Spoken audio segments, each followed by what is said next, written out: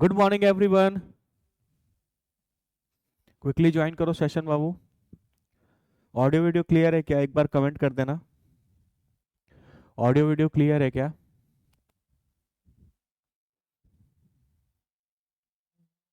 Okay. तो आज हम लोग अपना सेकंड लेक्चर लेकर आए हैं एसिड बेसिस एंड सॉल्ट्स का। हमने एक लेक्चर किया था जिसमें हमने सॉल्ट्स के बारे में फुल डिटेल में कवर किया था। बहुत सारे बच्चों का रिक्वेस्ट आया था कि सर उनका प्री बोर्ड एग्जाम्स चल रहा है तो अभी अपनी प्रिपरेशन में बिजी थे, इसीलिए मैंने कुछ दिनों से लेक्चर नहीं बनाया था, है ना। क्योंकि अब लगभग जितने भी बच्चे हैं सबका प्री बोर्ड एग्जाम्स खत्म हो गया है जो हमारे कांटेक्ट में है ना। तो इसलिए हम लोग लेक्चर अब लगातार लेकर आएंगे और आपके सिलेबस को जल्दी से जल्दी 20-25 डेज में ही कंप्लीट कर लेंगे, है ना। पूरे साइंस का सिलेबस और मैथ्स का सिलेबस क्लियर है ना। तो आज हम लोग एक लेक्चर लेकर आए हैं जिसका नाम है acid basis and salts part 2, है ना। इसमें हम लोग एसिड्स और बेसिस के बारे में डिस्कशन करेंगे, है ना। मेनली हमने सॉल्ट्स के बारे में लास्ट लेक्चर में डिस्कस कर लिया था, उससे रिलेटेड सारे पीवाईक्यूज बना लिए थे। अगर आपने वो लेक्चर नहीं देखा है तो वो एक मस्ट वॉच लेक्चर है क्लास 10 स्टूडेंट्स के लिए, क्योंकि उसमें से एक क्वेश्चन जरूर आएगा, है ना। जो भी मैंने क्लास लिया था 1-1.5 घंटे का, अगर आप वो कर लेंगे तो आपका एक 5 मार्क्स का या 4 मार्क्स का क्वेश्चन 100% सिक्योर्ड है। ठीक है, इसीलिए वो एक बहुत इंपॉर्टेंट टॉपिक था, है ना। और आज हम लोग एसिड्स और बेसिस के बारे में पढ़ेंगे जिनसे भी क्वेश्चंस अक्सर आते रहते हैं। क्लियर है? चलो लेट्स गेट स्टार्टेड। सबसे पहले बाबू हम लोग पढ़ेंगे कि एसिड्स एंड बेसिस होते कैसे हैं, है ना। अगर जैसे हम एक बीकर और एक बीकर में आपको एसिड और बेस डालकर दे दें, जैसे HCl और NaOH डालकर दे दें, तो आप सिर्फ देख कर ये नहीं बता पाएंगे कि कौन सा चीज एसिड है और कौन सा बेस है ना। जैसे एक बीकर है, एक बीकर ये है, इसमें एसिड है इसमें बेस है, दोनों को दे दिया, बोला देख कर पहचानो कि कौन सा एसिड है कौन सा बेस है। तो ये आप देख कर नहीं पहचान पाएंगे कि दोनों एक देखने में एक जैसे ही दिखते हैं। इसीलिए एसिड और बेस को पहचानने के लिए हम कुछ इंडिकेटर्स का इस्तेमाल करते हैं, ठीक है। और ये इंडिकेटर्स आपको बताते हैं कि कौन सा चीज एसिड है और कौन सा चीज बेस है। सबसे पहले तो आइडेंटिफिकेशन इंपॉर्टेंट है कि कौन एसिड है और कौन बेस है। तो आइडेंटिफिकेशन के लिए हम लोग बहुत सारी चीजें यूज करते हैं। सबसे बेसिक आइडेंटिफिकेशन का जो टेक्निक होता है वो होता है टेस्ट, ठीक है। तो एसिड का जो टेस्ट है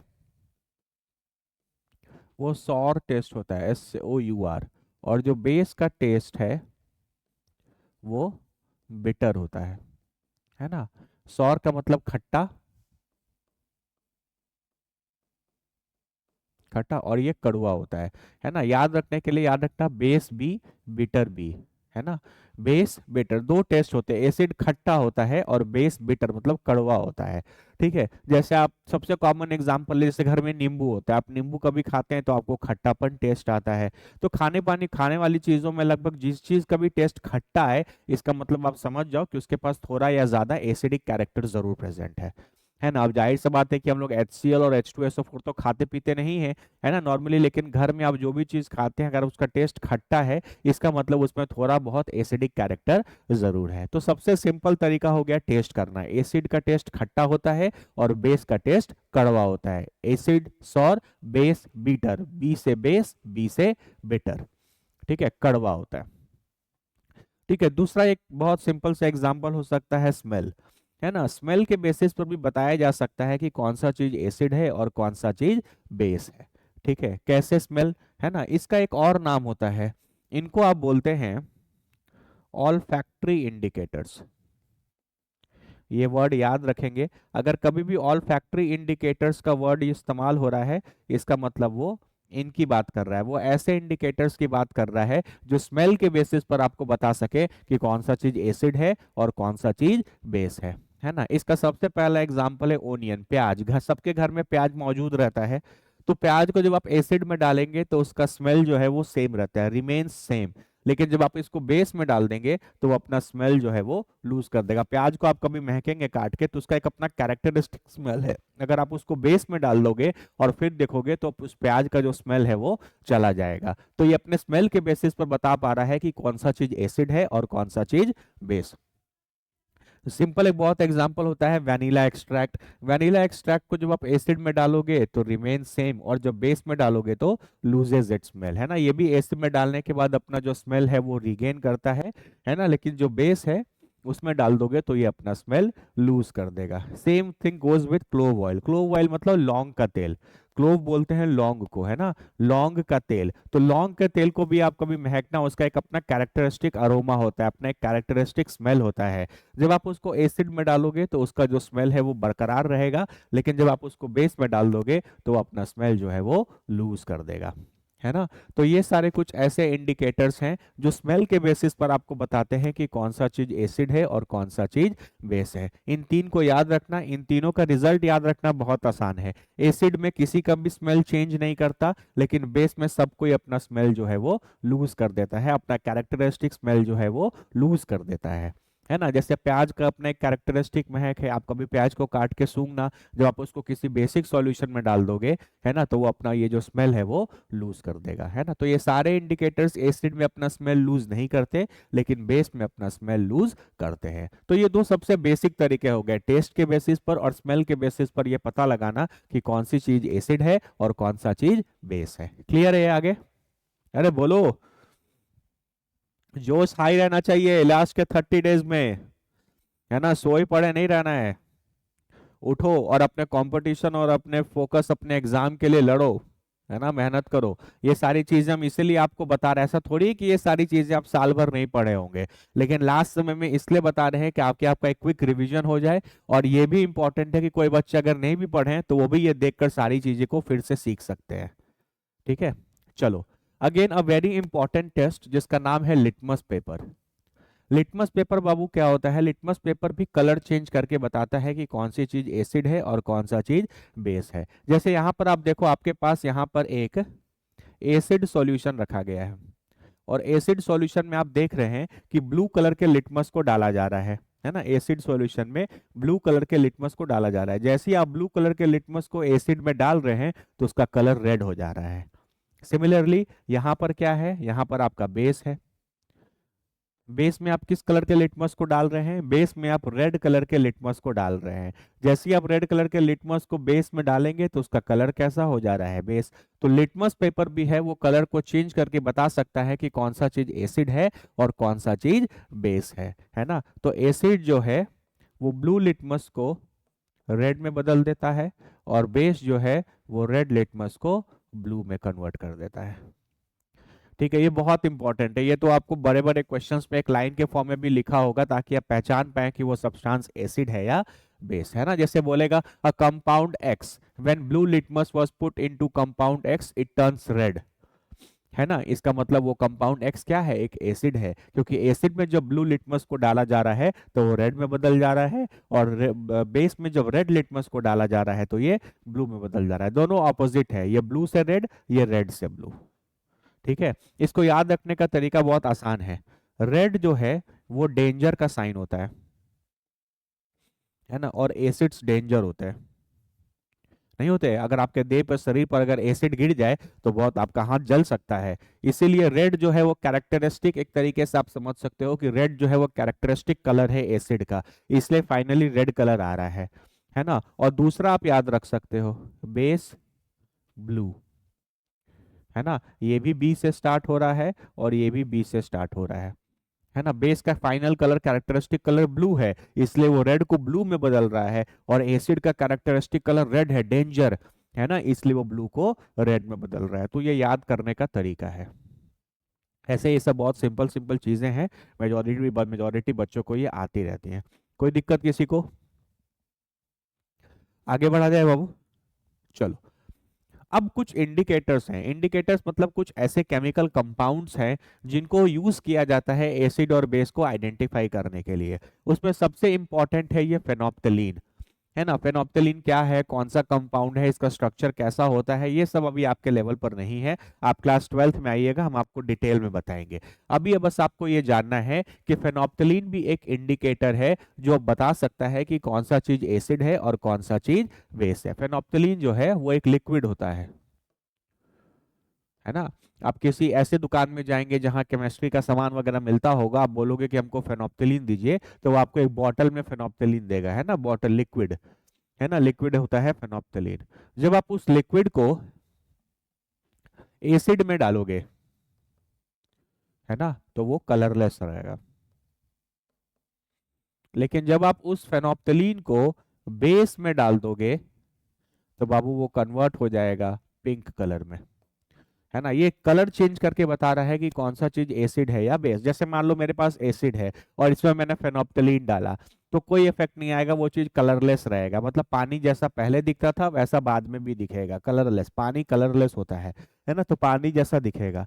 लेकिन अगर आपके पास बेस है और आपने बेस में फेनोप्थलीन डाला तो पूरा का पूरा जो सॉल्यूशन है वो पिंक कलर का हो जाएगा। तो ये भी कलर चेंज करके बता सकता है कि कौन सी चीजें एसिड है और कौन सी चीजें बेस है। याद रखना, फेनोप्थलीन को जब एसिड में डालोगे तो कलरलेस रहता है, और इसी फेनोप्थलीन को जब आप बेस में डाल दोगे तो बाबू वो पिंक कलर का हो जाता है ना। जैसे मेरे पास एक बीकर में एसिड है, एक बीकर में बेस है, देखकर तो पता नहीं लगा रहे। तो अगर हम फेनोप्थलीन डालेंगे एसिड वाले में तो ये कलरलेस रहेगा, तो हम समझ जाएंगे कि ये एसिड है। लेकिन इस बीकर में अगर हम फेनोप्थलीन डाल रहे हैं तो वो पिंक कलर का हो जा रहा है, इसका मतलब हम समझ जाएंगे कि दूसरे वाले बीकर में क्या है, बेस है। ठीक है, ये सब इजी इजी 1 मार्क क्वेश्चंस आते हैं, आपको हमेशा ध्यान रखना है। टर्मरिक, टर्मरिक मतलब हल्दी। ठीक है, टर्मरिक मतलब हल्दी। हल्दी मतलब जो नॉर्मली घर में हर दिन खाने में हल्दी यूज होता है वो, है ना।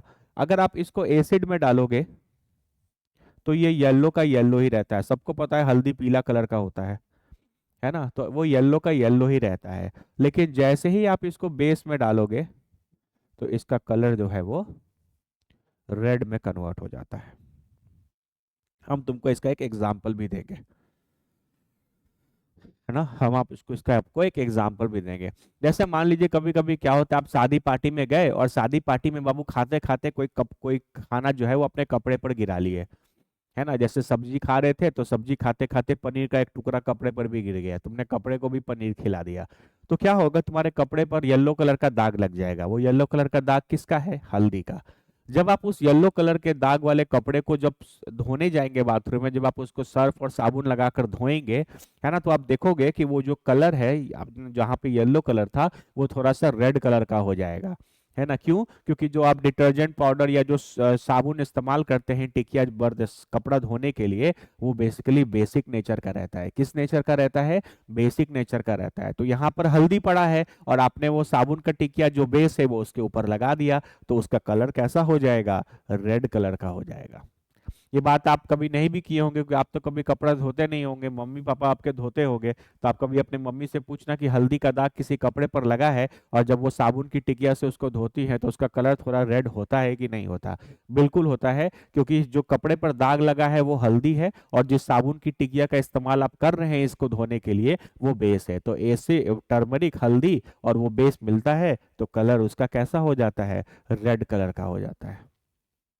ठीक है, लेकिन फिर आप उसको बहुत सारे पानी से धोगे तो इस पर जो लगा हुआ साबुन है वो सब निकल जाएगा और ये वापस से येलो कलर का हो जाएगा, है ना। लेकिन जिस समय साबुन आपने लगाया है उस समय आपका ये हल्दी का जो दाग है बाबू वो किस कलर का कन्वर्ट हो जाएगा, रेड कलर का कन्वर्ट हो जाएगा। तो ये सब कुछ ऐसे बेसिक इंडिकेटर्स है जो आपको बता सकते हैं कि कौन सी चीजें एसिड है और कौन सा चीज बेस है।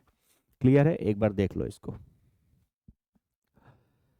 इंपॉर्टेंट है बाबू। ये जितनी चीजें मैंने आपको बताई हैं these are all 1 mark questions जो आपको हमेशा ध्यान में रखने हैं। ठीक है, स्मेल वाला, लिटमस पेपर, फेनोप्थलीन, टर्मरिक, टेस्ट, है ना, ये सब बहुत बार बहुत कॉमन 1 मार्क के क्वेश्चंस हैं जो इस चैप्टर से हमेशा पूछे जा सकते हैं। कि बताइए फेनोप्थलीन का कलर बेसिक सॉल्यूशन में क्या होगा, पिंक। फेनोप्थलीन का कलर एसिडिक सॉल्यूशन में क्या होगा, कलरलेस, है ना। टर्मरिक को जब बेसिक सॉल्यूशन में डाला जाएगा तो कलर कैसा हो जाएगा, रेड। लिटमस वाली चीजें तो बहुत ही इंपॉर्टेंट है ना।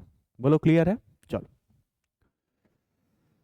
नेक्स्ट बाबू, ये एक इंडिकेटर है जिसका नाम है मिथाइल ऑरेंज। जैसे फेनोप्थलीन एक केमिकल कंपाउंड होता है उसी तरीके से मिथाइल ऑरेंज भी आपका एक इंडिकेटर है और एक केमिकल कंपाउंड है। मार्केट में जाओगे केमिस्ट्री केमिस्ट्री वाले दुकान पे तो आप उनको बोलोगे कि मिथाइल ऑरेंज दीजिए, तो ये फिर तुमको एक लिक्विड में जैसे कैसा सिरप आता है उसी तरीके से बॉटल में मिथाइल ऑरेंज रहता है। ठीक है, मिथाइल ऑरेंज है तो इसका नाम ही कैरेक्टरिस्टिक कलर अपना क्या है, ऑरेंज। जब बाबू आप इसको एसिड में डालोगे तो इसका जो कलर आता है वो रेड है ना। जैसे ही आप इसको एसिड में डालोगे जो कलर है वो हल्का रेडिश हो जाएगा। जैसे ही आप इसको बेस में डालोगे, है ना, ये बेस है, तो इसका जो कलर है वो येलो कन्वर्ट हो जाएगा। ठीक है, और जैसी मतलब न्यूट्रल है, ये थोड़ा कलर रॉन्ग है, यहाँ पे ऑरेंज होना चाहिए। ठीक है, तो ये भी बाबू बेसिकली अपना कलर चेंज करके आपको बताता है। तो मिथाइल ऑरेंज को जब एसिड में डाला जाता है तो वो रेड कलर का हो जाता है, और मिथाइल ऑरेंज को जब बेस में डाला जाता है तो वो येलो कलर का हो जाता है। तो ये भी अपने कलर को चेंज करके बता रहा है कि कौन सी चीजें एसिड है और कौन सी चीजें बेस है। इसको थोड़ा पीपीटी में सुधार लेना। ये न्यूट्रल पीएच मतलब कोई चीज नहीं, नादर नाइदर एसिडिक है ना बेसिक है, उसको न्यूट्रल बोलते हैं। न्यूट्रल मतलब जो चीज एसिड भी नहीं हो और बेस भी नहीं हो। तो किसी न्यूट्रल चीज में अगर आप इसको डालेंगे तो इसका कैरेक्टरिस्टिक कलर ऑरेंज है, तो ये ऑरेंज जैसा ही रहता है ना। यहाँ थोड़ा प्रिंटिंग मिस्टेक है। बोलो क्लियर है क्या? है ना। मिथाइल ऑरेंज को जब एसिड में डालोगे तो रेड होगा, मिथाइल ऑरेंज को जब बेस में डालोगे तो येलो कलर का हो जाएगा। ठीक है, समझ में आ रहा है। और न्यूट्रल मतलब कोई ऐसी चीज है जो ना ही एसिड है ना ही बेस है। जैसे पानी, पानी आप पीते हैं तो पानी ना एसिडिक है ना पानी बेसिक है, ना पानी खट्टा लगता है ना पानी कड़वा लगता है ना। तो पानी न्यूट्रल है। अगर आप पानी में मिथाइल ऑरेंज को डालोगे तो इसका कलर किस करेगा? ऑरेंज। तो ऑरेंज ही रह जाएगा, क्योंकि ना वो एसिड है ना वो बेस है कि कलर चेंज होगा। ठीक है, तो ये भी एक इंडिकेटर है जिसके मदद से आप बता सकते हैं कि कौन सी चीजें एसिड हैं और कौन सी चीजें बेस है। वो लोग क्लियर हुआ या नहीं क्लियर हुआ?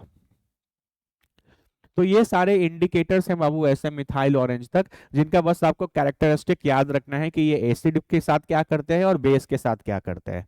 वो लोग क्लियर है?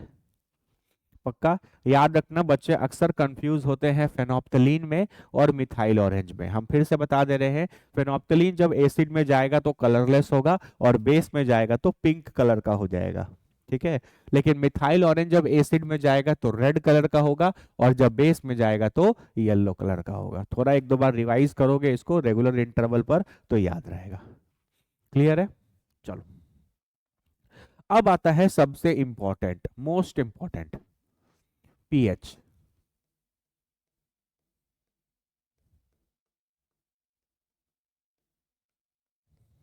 ठीक है, मोस्ट इंपॉर्टेंट पीएच के बारे में। पीएच का मतलब होता है potential of H plus ions concentration.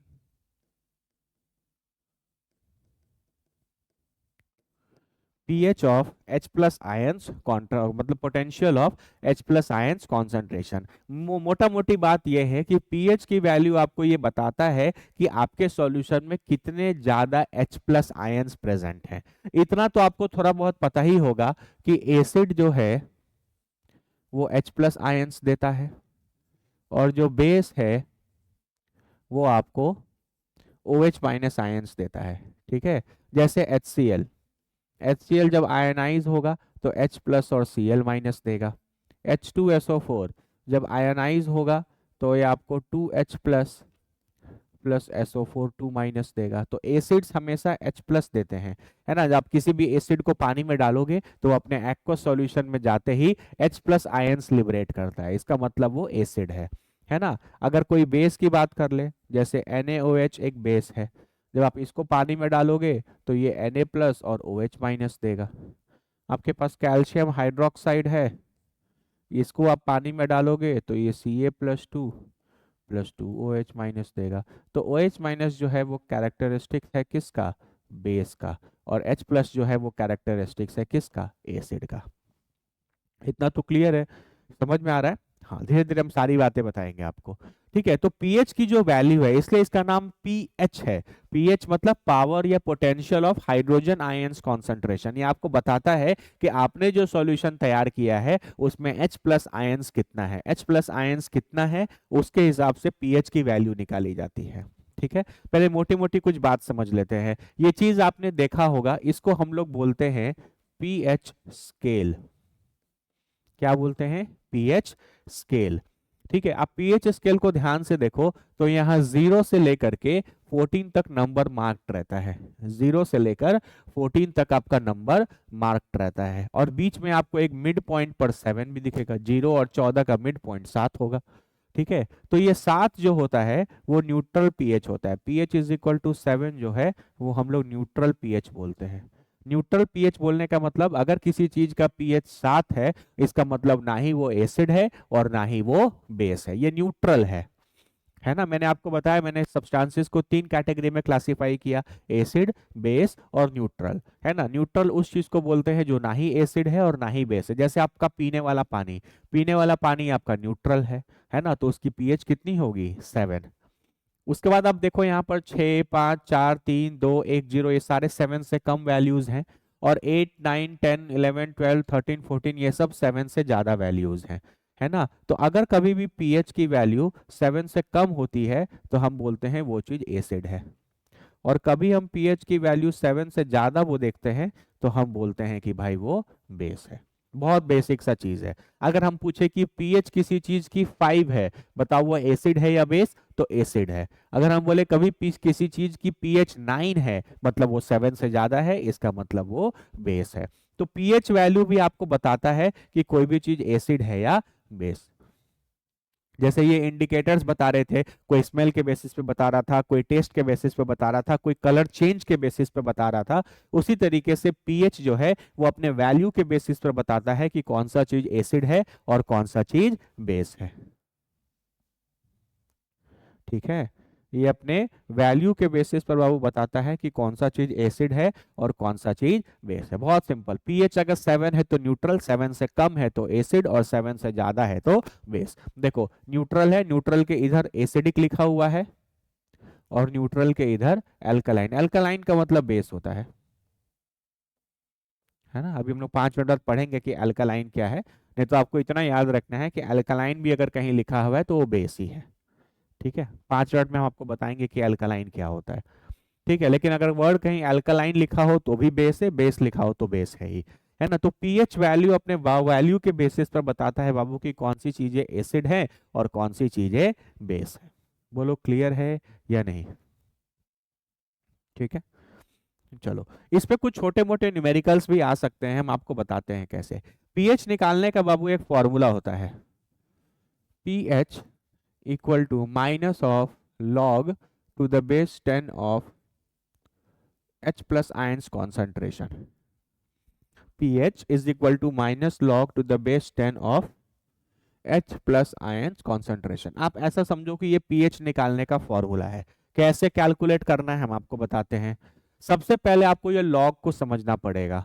जब कभी भी लॉग लिखा जाता है, जैसे यहाँ बेस 10 है, बेस क्या है, 10, है ना। यहाँ पे इस चीज को बोलते हैं बेस, और यहाँ पर एक नंबर आएगा, जैसे फॉर एग्जाम्पल मैंने यहाँ 100 लिख दिया, तो इसका आंसर कितना आएगा, इसको पढ़ते हैं log 100 टू द बेस 10। क्या पढ़ते हैं, log 100 टू द बेस 10, इसको पढ़ना है। क्लियर है। अब इसकी वैल्यू कितनी आएगी, बहुत आसान है।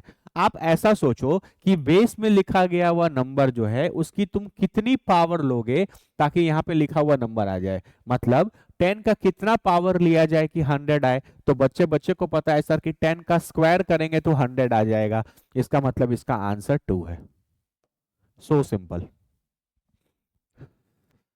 ठीक है, इसको पढ़ते हैं log 100 टू द बेस 10, है ना। इसका मतलब ये होता है कि बेस में लिखा गया जो नंबर है उसकी कितनी पावर ली जाए ताकि यहां पर लिखा हुआ जो नंबर है वो आ जाए, है ना। इसका मतलब अगर आप इसको समझना चाहते हो तो आप इसको ऐसे लिख सकते हो कि what power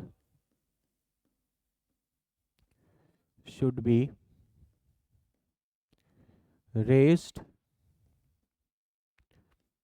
to the base to get the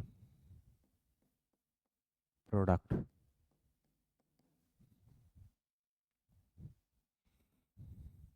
ठीक है, what power should be raised to the base to get the product। इस वाले चीज को बेस बोलते हैं, और यहाँ पे जो चीज लिखा है उसको प्रोडक्ट बोलते हैं। मतलब तुमको हर क्वेश्चन में यही चीज देखना है कि बेस में लिखे गए नंबर का कितना पावर लिया जाए ताकि प्रोडक्ट में लिखा हुआ नंबर आ जाए। जैसे फॉर एग्जाम्पल हम तुमसे पूछें log 27 टू द बेस 3 कितना होगा।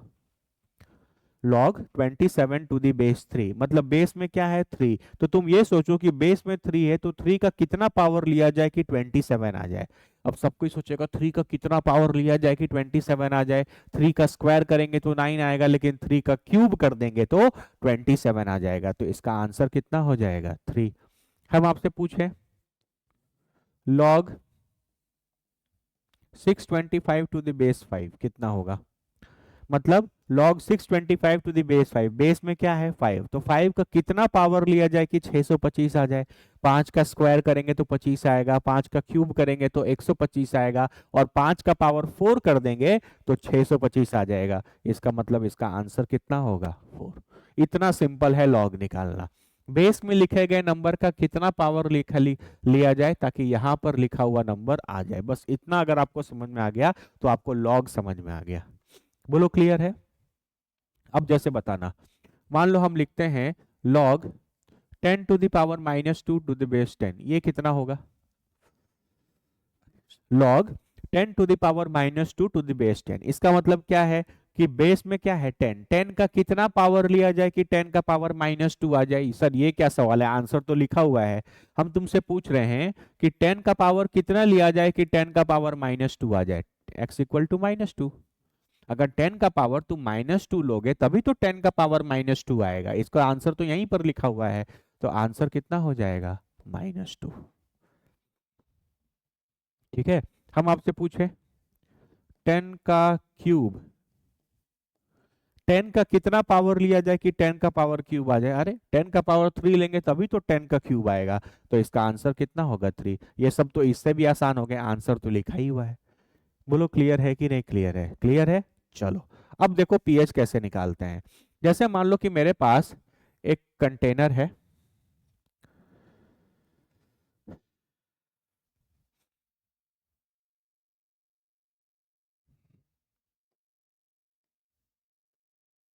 ना, एक कंटेनर है, ठीक है। इस कंटेनर में मैंने एसिड डाला है, क्या डाला है,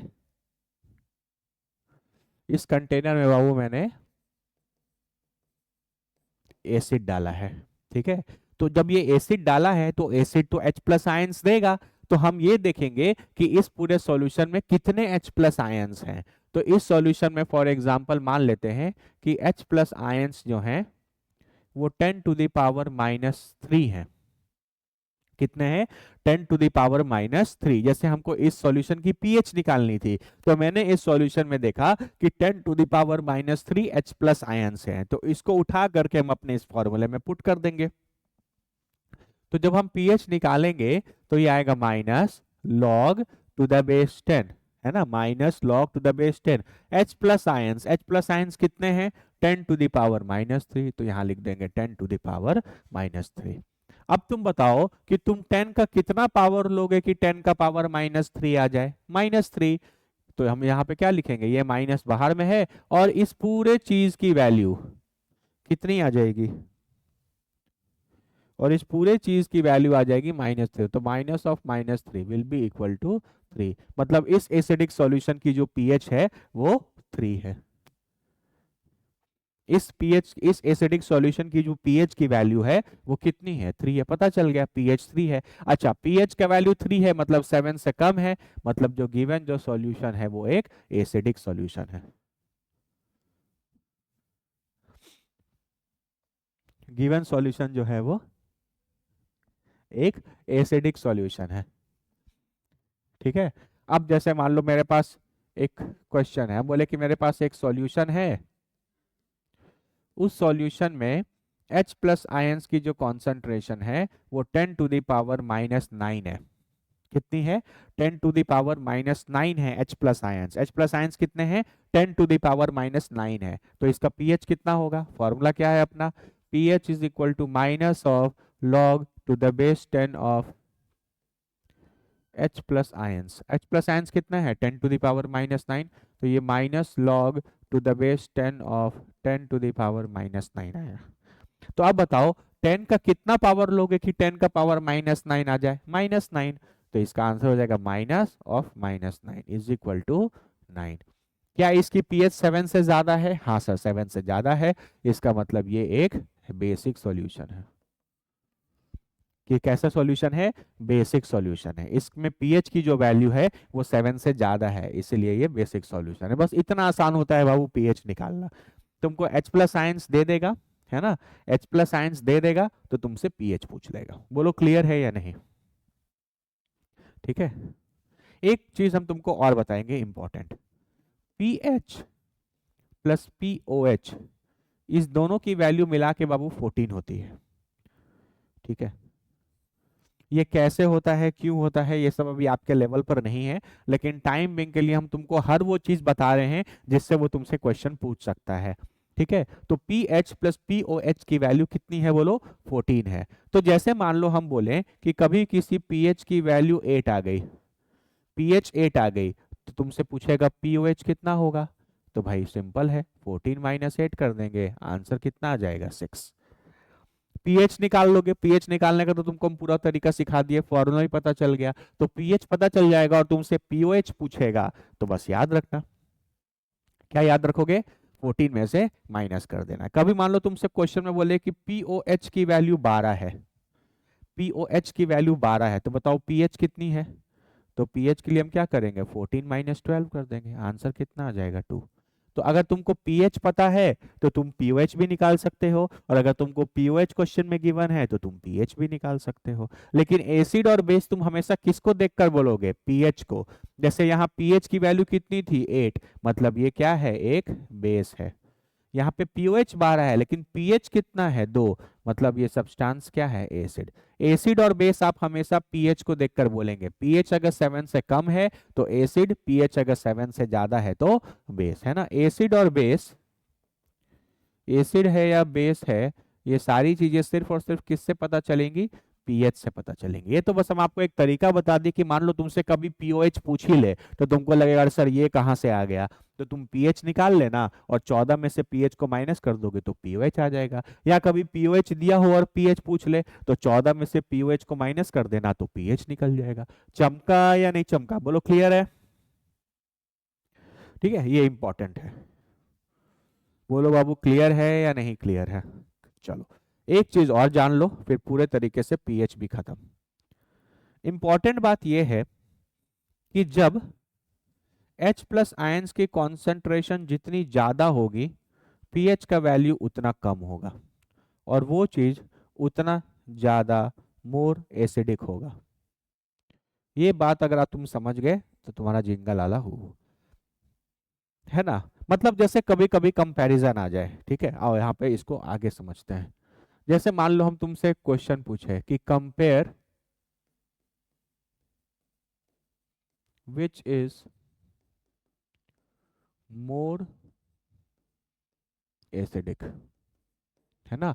एक जिसकी पीएच वैल्यू 3 है, एक जिसकी पीएच वैल्यू 1 है ना। अब ये दोनों वैल्यू 7 से कम है, मतलब ये दोनों एसिड ही हैं, ये दोनों के दोनों एसिड्स हैं, लेकिन फिर भी इनमें से ज्यादा स्ट्रॉन्ग एसिड कौन है ना, तो जिसकी पीएच की वैल्यू कम है, lesser the pH, laser the pH stronger is the acids, है ना। समझ रहे हो, तो मान लो ये किसी सॉल्यूशन ए का था, ये सॉल्यूशन बी का था, तो हम बोलेंगे B is more acidic than A. ठीक है, lesser the pH stronger is the acids, तो B is more acidic than A. जिसकी पीएच की वैल्यू जितनी कम होगी वो उतना ज्यादा एसिडिक होगा, है ना। अब ये क्वेश्चन देखना, जैसे मान लो हम तुमको बोले कि पीएच की वैल्यू 8 है और पीएच की वैल्यू 10 है, इन दोनों में से ज्यादा एसिडिक कौन है, जिसकी पीएच की वैल्यू कम होगी वो ज्यादा एसिडिक होगा, है ना। तो यहाँ पीएच की वैल्यू 8 है, यहाँ पीएच की वैल्यू 10 है, ये ए है ये बी है, तो हम क्या बोलेंगे, फिर बोलेंगे कि A is more acidic than B. Important है बाबू, क्वेश्चन आ जाएगा ना कि पीएच 8 और पीएच 10, बताइए इनमें से कौन ज्यादा एसिडिक है। आधा से ज्यादा बच्चे गलत करके आएंगे, क्यों, क्योंकि उनको लगेगा कि सर ये दोनों तो 7 से ज्यादा है, ये तो दोनों बेस है, तो क्वेश्चन एसिड का क्यों आया है ना। लेकिन एक बात हमेशा याद रखना कि गिवन पीएच में जिसकी पीएच की वैल्यू कम होगी वो ज्यादा एसिडिक होगा, सिंपल सा एक ही कॉन्सेप्ट है ना। यहाँ पीएच 8 है, यहाँ पीएच 10 है, तो इसमें ए की पीएच 8 थी तो ए ज्यादा एसिडिक है। हाँ, अगर तुमसे क्वेश्चन पूछता कि कौन ज्यादा बेसिक है, तो तुम ऐसे लिख सकते हो, जिसकी पीएच की वैल्यू जितनी ज्यादा होगी वो उतना ज्यादा बेसिक होगा। पीएच की वैल्यू जितनी कम उतना ज्यादा एसिडिक, पीएच की वैल्यू जितनी ज्यादा उतना ज्यादा बेसिक। तो पीएच 8 है और पीएच 10 है, तो किसकी पीएच ज्यादा है? बी वाली की पीएच ज्यादा है, तो बी ज्यादा बेसिक है। तो A is more acidic than B, और आप ये भी लिख सकते हो कि B is more basic than A. है ना, ये बात हमेशा याद रखना बाबू, क्वेश्चंस आते हैं बोर्ड में असेंडिंग डिसेंडिंग ऑर्डर में अरेंज करने के लिए, कि बताइए इनमें से कौन ज्यादा एसिडिक है, कौन ज्यादा बेसिक है। तो जिसकी पीएच जितनी कम, जिसकी पीएच जितनी कम वो उतना ज्यादा एसिडिक, और जिसकी पीएच जितनी ज्यादा वो उतना ज्यादा बेसिक। ठीक है, यहाँ पे मैंने एक और चीज लिखा है, पीएच कम तो मोर एसिडिक तो लिखा ही है, लेकिन जिसकी पीएच जितनी कम उसका H प्लस आयंस कॉन्सेंट्रेशन या H प्लस आयंस उसमें उतना ज्यादा। अब इस बात को समझते हैं कैसे, देखो इधर हम एक क्वेश्चन ले लेते हैं।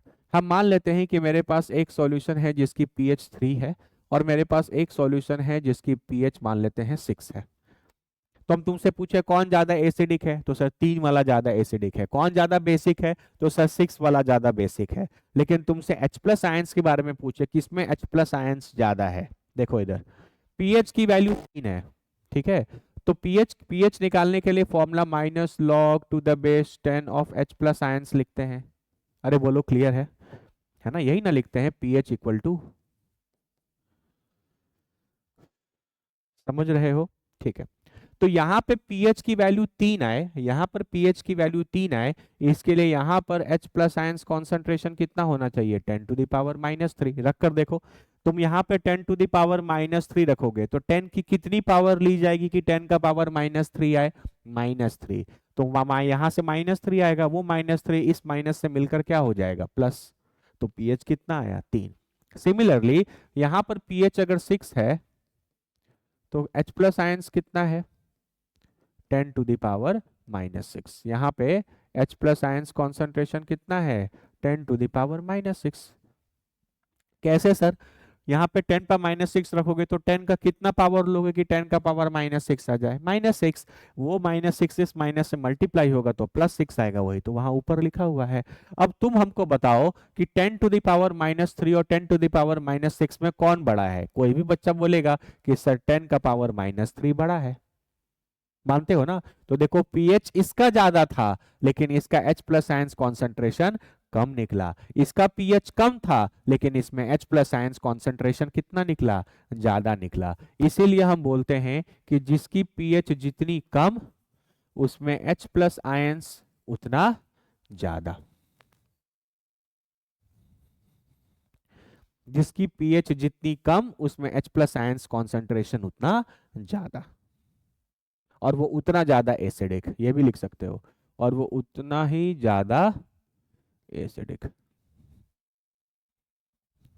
ठीक है, इससे बाहर बाबू वो तुमसे आगे कोई क्वेश्चन नहीं पूछेगा, इससे वो आगे आपसे कोई भी क्वेश्चन नहीं पूछेगा, जितना मैंने आपको बता दिया।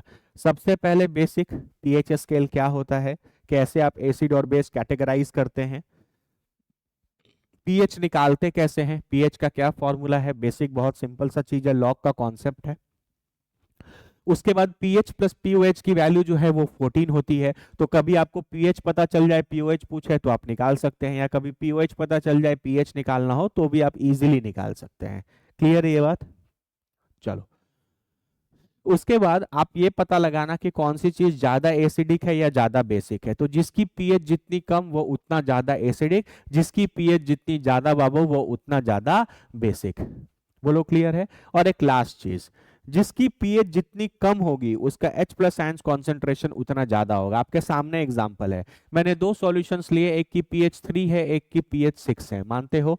अगर इसकी पीएच 3 है तो इसमें H plus ions concentration 10 to the power minus 3 होगा, अगर पीएच 6 है तो H प्लस आयंस कॉन्सेंट्रेशन 10⁻⁻6 होगा। अगर आपको ये भी नहीं समझ में आ रहा कि ये कैसे लिखा है, जितना पीएच रहेगा उतना 10 का पावर माइनस चढ़ा देना। जैसे पीएच 3 है तो 10⁻⁻3, पीएच 6 है तो 10⁻⁻6, पीएच 9 है H प्लस आयंस कॉन्सेंट्रेशन या H प्लस आयंस 10⁻⁻9, पीएच 12 है H प्लस आयंस 10⁻⁻12, पीएच 14 है 10⁻⁻14, पीएच 1 है 10⁻⁻1। तो यहाँ 3 था तो यहाँ 10⁻³ हो गया, यहाँ 6 है तो यहाँ 10⁻6 हो गया। अब ये तो अंधा भी टटोल के बता देगा कि 10⁻³ बड़ा होता है 10⁻6 से। तो देखो इसकी पीएच कम थी लेकिन इसका H प्लस आयंस ज्यादा है, इसकी पीएच ज्यादा थी इसके रेस्पेक्ट में, तो इसके H प्लस आयंस कितने हो गए? कम। तो वही चीज लिखा है, पीएच जितनी कम H प्लस आयंस कंसंट्रेशन उतना ज्यादा, और वो चीज उतना ज्यादा एसिडिक।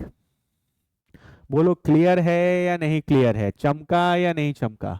इससे ज्यादा बाबू वो आपसे कुछ नहीं पूछेंगे। जो भी बातें मैंने आपको बताई हैं इनको अच्छे से डाइजेस्ट कर लो। क्लियर है ये चीज? देख लो, अच्छे से देख लो हम क्या बताए हैं, उसके बाद हम आगे बढ़ते हैं। ये सारी चीजें बाबू आपकी खत्म हो गई, मतलब आपने पूरे तरीके से ये चीज आइडेंटिफाई कर लिया कि आप कैसे आइडेंटिफाई करेंगे कि कौन सा चीज एसिड है कौन सा चीज बेस है। टेस्ट के बेसिस पे, स्मेल के बेसिस पर, कलर चेंज के बेसिस पर, और पीएच के वैल्यू के बेसिस पर, है ना। पीएच मैंने आपको फुल डिटेल में पढ़ा दिया, आप इसको अच्छे से देख लो और ध्यान रखो कि कैसे करना है। बहुत सिंपल होता है, आराम से देख लो, 1 मिनट, कोई हड़बड़ी नहीं है।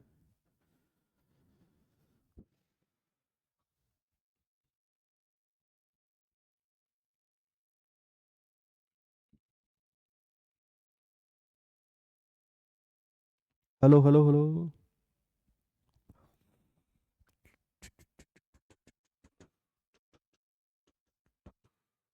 क्या किए तुम लोग 1 जनवरी को? 1 जनवरी को क्या क्या बातें हुई, क्या क्या किए?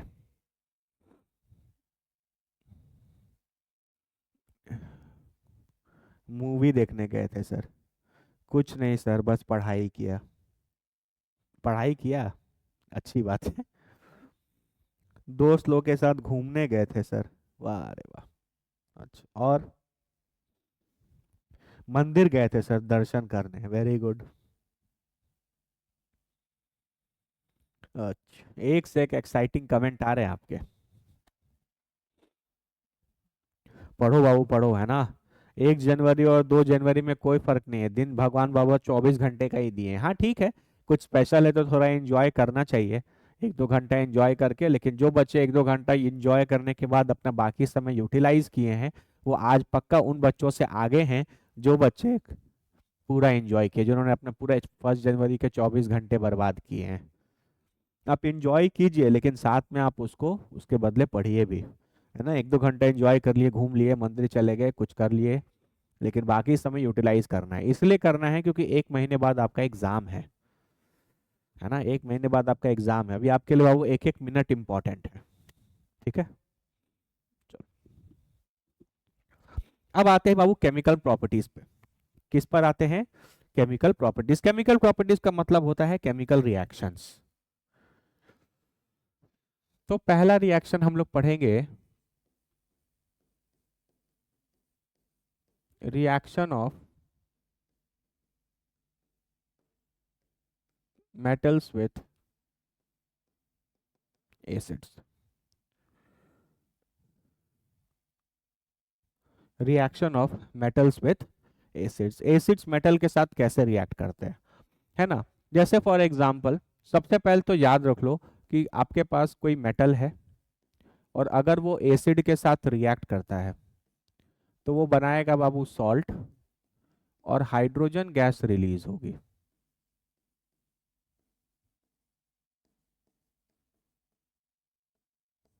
ठीक है, हाइड्रोजन गैस जो है वो रिलीज होगी। जैसे फॉर एग्जांपल, मेरे पास जिंक एक मेटल है और इसका रिएक्शन मैंने HCl के साथ कराया।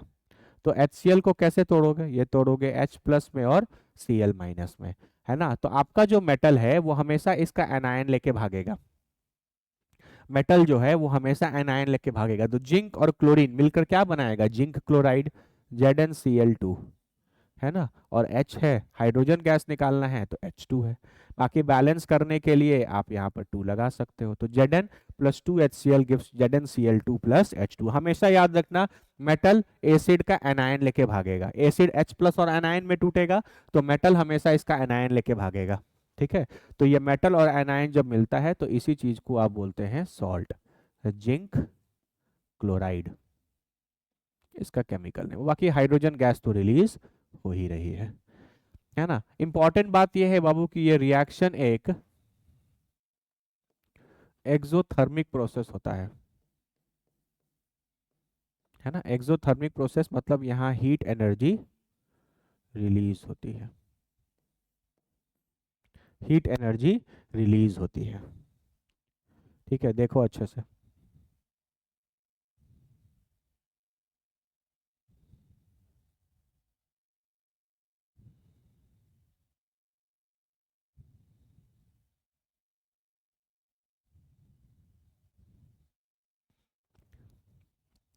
ठीक है, बहुत सिंपल सा रिएक्शन है। मेटल का रिएक्शन एसिड के साथ, मेटल एसिड के साथ रिएक्ट करेगा तो सॉल्ट और हाइड्रोजन गैस बनाएगा। ट्रिक भी सिखा दिया, मेटल हमेशा एसिड का एनायन लेकर सॉल्ट बनाएगा, है ना। जैसे और एग्जांपल देख लो, जैसे मान लो आपके पास फॉर एग्जांपल ले लेते हैं कॉपर, नहीं कॉपर नहीं, कॉपर का एग्जांपल बाद में लेंगे। जैसे फॉर एग्जांपल आपके पास पोटेशियम मेटल है और वो सल्फ्यूरिक एसिड के साथ मान लो रिएक्ट कर रहा है, तो ये कैसे टूटेगा, ये टूटेगा 2H+ और SO4 2-। तो मेटल जो है वो इसके साथ रिएक्ट कर जाएगा, तो ये बना लेगा K2SO4, पोटेशियम और सल्फेट मिलकर पोटेशियम सल्फेट बनाएंगे और हाइड्रोजन गैस जो है वो रिलीज हो जाएगा। ठीक है, बैलेंस करने के लिए यहाँ 2 लगा लेना, बाकी सारी चीजें बैलेंस्ड है। ठीक है, तो हमेशा याद रखना मेटल एसिड का एनायन लेके भागेगा।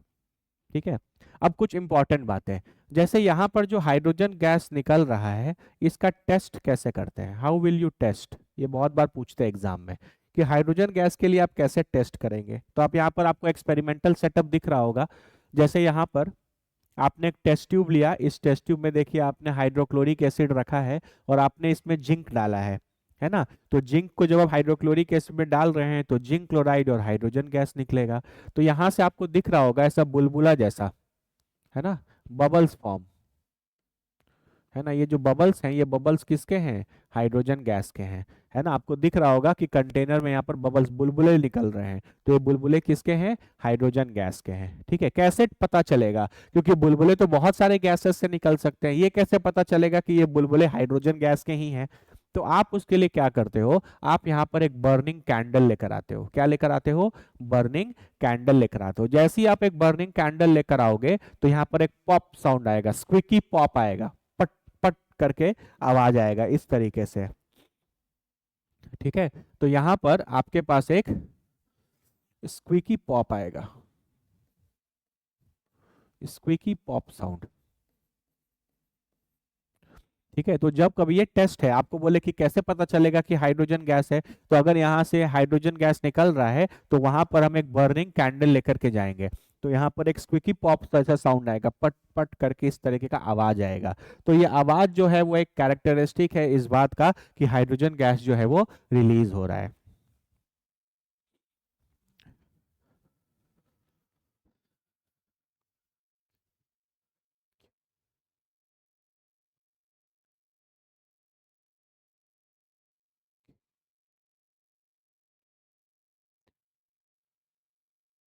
क्यों, कोई कुछ बोला क्या, क्या हो गया, अच्छा ठीक।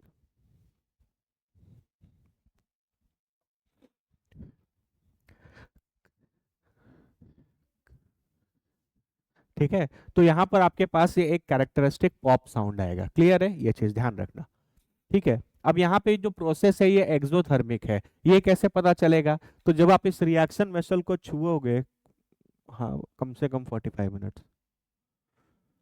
ठीक है, यहाँ पर आपके पास एक कंटेनर है, इस कंटेनर को जैसे ही आप छुओगे तो थोड़े समय के बाद ये गर्म हो जाएगा, वार्म। ऐसे आप कंटेनर को बाहर से छू कर देखना, वो गर्म हो जाएगा। ये इस बात का सबूत है कि रिएक्शन जो है वो एक्सोथर्मिक है। आपसे कोई पूछे कि when reaction of acid with metal is exothermic process, how can you conclude it, तो आप बोलोगे इस रिएक्शन में चल कुछ समय के बाद सर गर्म हो जाएगा। अगर आप उसको अपने हाथ से छुओगे तो आपको वो गर्म महसूस होगा एज कंपेयर टू अर्लियर। इसका मतलब ये रिएक्शन एक एक्सोथर्मिक प्रोसेस है, क्योंकि कंटेनर गर्म हो रहा है। क्यों गर्म हो रहा है? क्योंकि हीट रिलीज हो रही है, वो हीट रिलीज होकर कंटेनर को मिल रही है, वो कंटेनर या ग्लास का टेस्ट ट्यूब या बीकर ये गर्म हो जा रहे हैं, दैट्स इट। ठीक है, अब एक बहुत इंपॉर्टेंट बात, यहाँ पर मेटल की रिएक्टिविटी सीरीज बताई गई है ना। ये आपको पता है, बच्चे पहले चैप्टर में ही पढ़ लेते हैं डिस्प्लेसमेंट रिएक्शन में। आपको पता है कि जो मेटल या जो एलिमेंट किसी एलिमेंट से ज्यादा पावरफुल है वो उसी को डिस्प्लेस कर रहा है। अगर आप इस रिएक्शन को ध्यान से देखो तो ये जो जिंक जो मेटल है वो इस HCl में से हाइड्रोजन को रिप्लेस हो रहा है। इसका मतलब ये एक एग्जाम्पल है किस रिएक्शन का? It is an example of displacement reaction, very important. ये किसका एग्जाम्पल है? एक डिस्प्लेसमेंट रिएक्शन का एग्जाम्पल है। क्यों? क्योंकि यहाँ पर जिंक मेटल हाइड्रोजन को रिप्लेस कर रहा है। क्यों रिप्लेस कर रहा है? क्योंकि जिंक हाइड्रोजन से ज्यादा पावरफुल है। देख लीजिए, इस जगह पर आपका हाइड्रोजन प्रेजेंट है, इस जगह पर आपका हाइड्रोजन प्रेजेंट है और जिंक यहाँ पर है। तो क्योंकि मेटल के रिएक्टिविटी सीरीज में जिंक ऊपर है, इसलिए जिंक हाइड्रोजन को रिप्लेस कर दिया HCl से और उसका एनायन लेके भगा भगा लिया और अपना सॉल्ट बना लिया। लेकिन जो एलिमेंट्स या जो मेटल्स इस रिएक्टिविटी सीरीज में हाइड्रोजन से नीचे आएंगे, हाइड्रोजन से नीचे आएंगे, क्या वो हाइड्रोजन को रिप्लेस कर पाएंगे? नहीं कर पाएंगे। क्या वो हाइड्रोजन को डिस्प्लेस कर पाएंगे? नहीं कर पाएंगे, क्योंकि वो हाइड्रोजन से ज्यादा रिएक्टिव नहीं है। जैसे इसका सबसे फेमस एग्जांपल है कॉपर। तो अगर हम कॉपर का रिएक्शन HCl के साथ कराते हैं तो HCl कैसे टूटेगा? H प्लस और Cl माइनस में। तो क्या इस बार ये कॉपर इसके Cl को लेकर CuCl2 और H2 बना पाएगा? Answer is no. ये रिएक्शन पॉसिबल नहीं है। क्यों पॉसिबल नहीं है? क्योंकि कॉपर जो है वो हाइड्रोजन से ज्यादा पावरफुल नहीं है। अगर कॉपर हाइड्रोजन से ज्यादा पावरफुल होता तो कॉपर हाइड्रोजन को हटाता और CuCl2 बना लेता, है ना। इसीलिए ये रिएक्शन पॉसिबल नहीं है। तो सारे के सारे मेटल एसिड के साथ रिएक्ट करके सॉल्ट और हाइड्रोजन गैस नहीं बनाते। सिर्फ वही मेटल एसिड के साथ रिएक्ट करके सॉल्ट और हाइड्रोजन गैस बना सकते हैं जो हाइड्रोजन से ज्यादा रिएक्टिव है। इसीलिए देखो यहाँ पर ये पूरा रीजन रिएक्ट्स विथ एसिड्स मतलब magnesium, aluminium, magnesium, zinc, chromium, iron, cadmium, cobalt, निकल, टिन, लेड, ये सारे जो हैं ये सब हाइड्रोजन के ऊपर हैं। तो ये सब हाइड्रोजन से ऊपर हैं, तो ये हाइड्रोजन के साथ रिएक्ट करके हाइड्रोजन को वहां से डिस्प्लेस कर सकते हैं। इसीलिए जो भी मेटल्स एसिड में, जो भी मेटल्स हाइड्रोजन से ऊपर है, सिर्फ वही एसिड के साथ रिएक्ट करके सॉल्ट और हाइड्रोजन गैस दे सकते हैं। ये बात बहुत इंपॉर्टेंट है। ये रिएक्शन इसीलिए नहीं होगा क्योंकि copper is less reactive than hydrogen. Copper is less reactive than hydrogen. इस रिएक्शन की सारी कहानी है, बहुत इंपॉर्टेंट। एक्सोथर्मिक है, हाई सॉल्ट और हाइड्रोजन गैस बनता है, हाइड्रोजन गैस का टेस्ट होता है पॉप साउंड, और एक्सोथर्मिक का साइन है कि ये रिएक्शन वेसल गर्म होने लगता है, और वही मेटल्स हाइड्रोजन को डिस्प्लेस कर सकते हैं जो हाइड्रोजन से ज्यादा रिएक्टिव है। क्लियर है ये चीज? अच्छे से देख लो।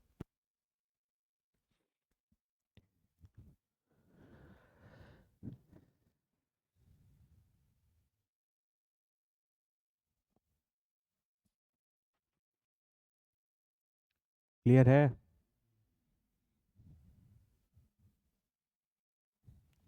चलो, अगला ये है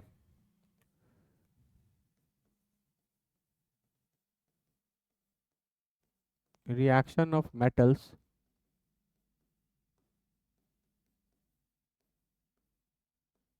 with base, reaction of metals with base।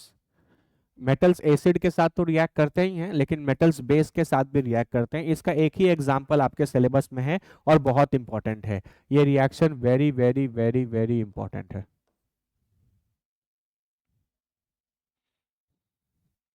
ये रिएक्शन बहुत इंपॉर्टेंट है, ठीक है। मेटल आपको लेना है बाबू सोडियम, और बेस लेना है NaOH, सॉरी जिंक, ठीक है। और जो कंपाउंड बनता है वो बनता है Na2ZnO2, ठीक है, प्लस हाइड्रोजन गैस। इस कंपाउंड का नाम है बाबू सोडियम जिंकेट,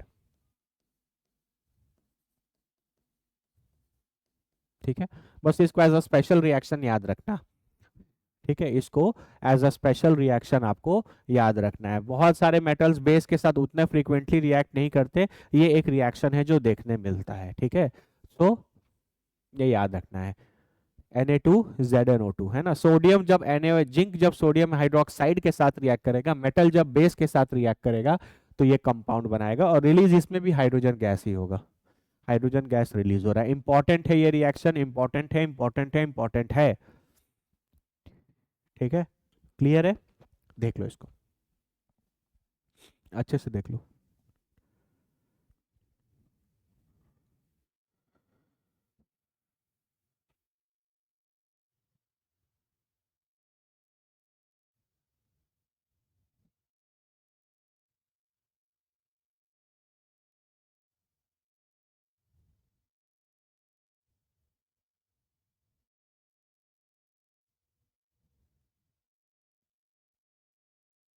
ठीक है, चलो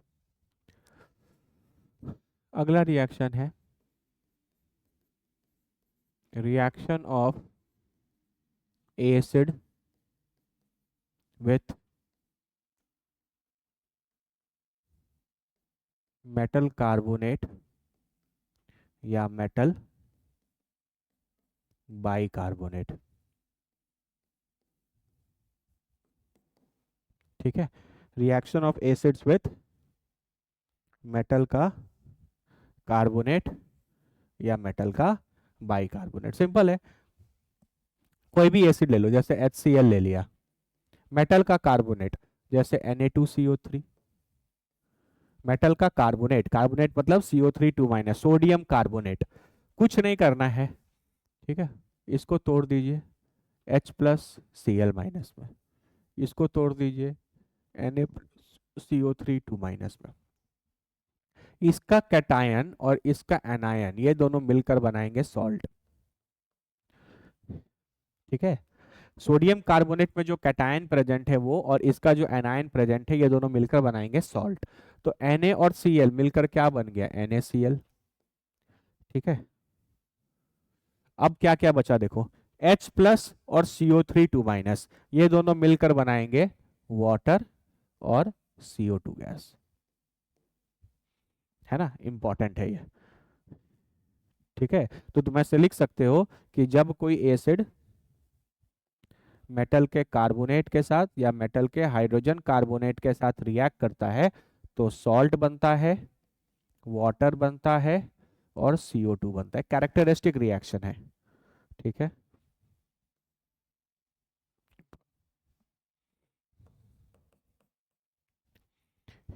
ठीक है। तो जब कभी भी कोई, है ना, बाकी तुम सिर्फ बैलेंस करना है, बाकी तुम बैलेंस करने के लिए अपना देख लो यहाँ क्या लगाना है। यहाँ 2 लगाना होगा, यहाँ भी 2 लगाना होगा। बैलेंस हो गया क्या? 2 सोडियम हो गया, 2 क्लोरीन हो गया, ठीक है। 2 हाइड्रोजन, 2 हाइड्रोजन हो गया, एक कार्बन, कार्बन, ऑक्सीजन, 3, हाँ 3, ठीक है, ठीक है। तो ये तुम्हारा बैलेंस हो गया। तो इस तरीके से तुम बस बैलेंस करोगे। मेन प्रोडक्ट जैसे उसमें याद रखते थे कि सॉल्ट और हाइड्रोजन गैस रिलीज होता था, इसमें याद रखना है कि सॉल्ट के साथ वाटर और CO2 रिलीज होता है। इवन यही यही प्रोडक्ट्स बनेंगे मेटल हाई, जैसे अगर तुम HCl का रिएक्शन अगर NaHCO3 के साथ कर दोगे, ये मेटल का कार्बोनेट है, ये मेटल का बाइकार्बोनेट है। बाइकार्बोनेट मतलब hydrogen carbonate, this is sodium carbonate, this is sodium bicarbonate, है ना। तो इसको भी तोड़ोगे तो क्या बनेगा? H प्लस Cl माइनस, इसको तोड़ोगे Na प्लस HCO3 माइनस, फिर इसका कैटायन और इसका एनायन, इसका कैटायन और इसका एनायन हमेशा मिलकर सॉल्ट बनाएंगे, तो ये NaCl बनेगा। बाकी प्रोडक्ट इसमें भी बाबू वही बनता है, H2O और CO2,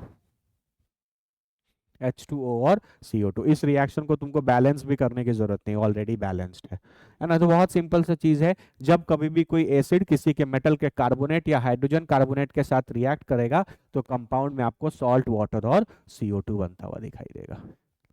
ठीक है, अब फिर यहाँ पर एक गैस रिलीज हो रहा है जिसका CO2, तो वो पूछेंगे कि इसका टेस्ट क्या है ना। तो हम आपको यहाँ एक्सपेरिमेंटल सेटअप दिखाते हैं।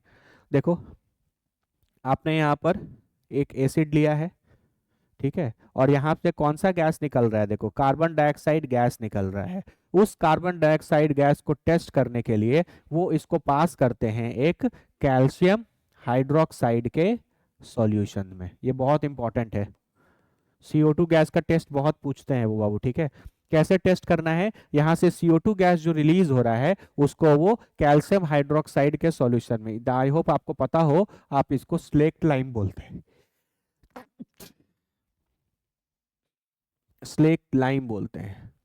ठीक है, तो क्या रिएक्शन होगा, calcium hydroxide, this is CaOH whole 2, है ना, इसका इससे आप पास कर रहे हो CO2, तो वो कन्वर्ट हो जाएगा बाबू कैल्शियम कार्बोनेट और वाटर में। ठीक है, दिस इज स्लेक्ट लाइम। ठीक है, और इस ये होता है, इसके ये वाइट कलर का कंपाउंड है, वाइट अपीयरेंस। बाबू मैंने एक शॉर्ट वीडियो भी बनाया है इस रिएक्शन पर, है ना। मैंने बताया है कि आप इस कंपाउंड का यूज करते हैं वाइट वॉशिंग के लिए। किसके लिए यूज करते हैं, वाइट वॉशिंग के लिए। पुराने समय में जब घर वगैरह में पेंट होता था तो लोग चूना से पोतते थे, है ना, चूना से पेंट करते थे, है ना। तो ये वही बेसिकली चीज है ना। इससे आप पेंट करते हैं, और पेंट करने के बाद जब पेंट होता है तो आपका दीवार उस समय उतना वाइट नहीं दिखता, लेकिन 2-3 दिन के बाद क्या होता है कि आपके दीवार पर ये जो कंपाउंड लगा हुआ है ये एटमॉस्फेयर में पड़े हुए CO2 के साथ रिएक्ट करके ये कंपाउंड बना लेते हैं, और ये कंपाउंड के कारण आपका दीवार जो है वो 2-3 दिन के बाद एकदम ब्राइट वाइट नजर आता है, काफी चमकता हुआ ब्राइट नजर आता है ना। तो इस कारण आपका जो दीवार है वो यूज होता है।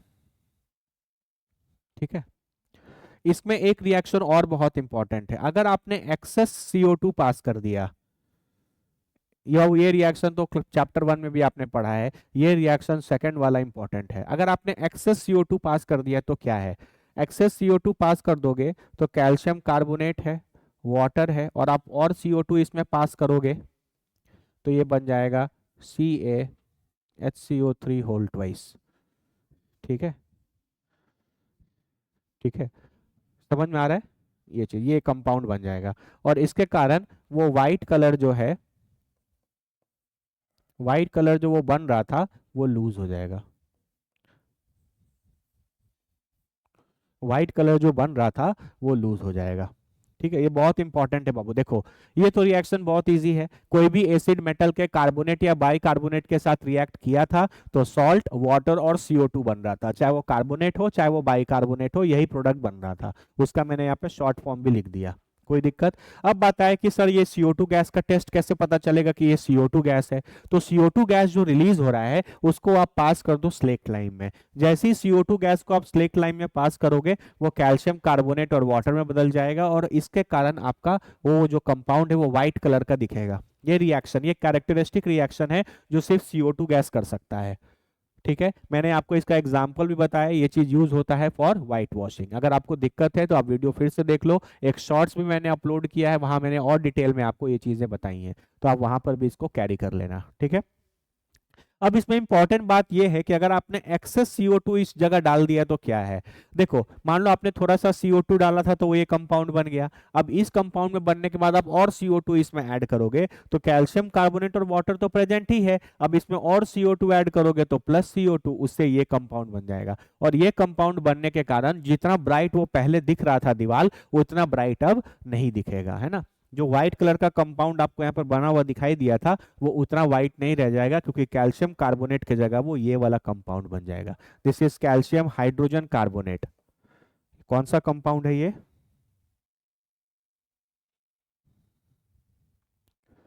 Calcium bicarbonate. ठीक है बाबू, याद रखना। हम तुमको दिखाएंगे, ये क्वेश्चन आया हुआ है पीवाईक्यू में, कि एक्सेस पास कर दिया जाएगा तो क्या है। एक्सेस पास कर दोगे तो कैल्शियम कार्बोनेट जो यहाँ पर बन रहा था, CO CO3 के जगह ये बन जाएगा, कैल्शियम बाइकार्बोनेट बन जाएगा। ठीक है, देख लो अच्छे से।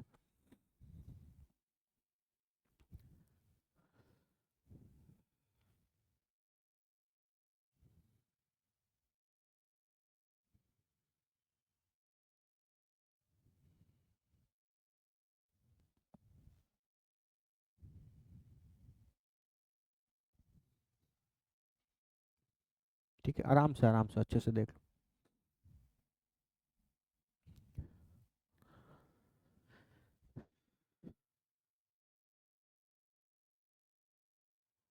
चलो, a very important reaction.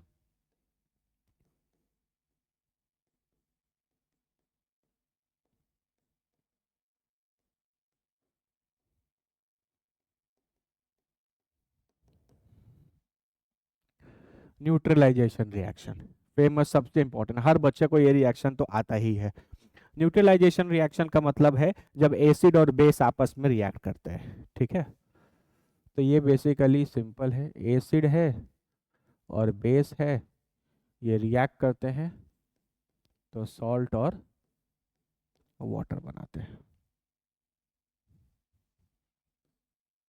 Acid और बेस जब भी रिएक्ट करेंगे तो सॉल्ट और वाटर बनाएंगे, है ना। और ये रिएक्शन भी एक एक्सोथर्मिक रिएक्शन होता है, मतलब इसमें भी हीट एनर्जी रिलीज होती है।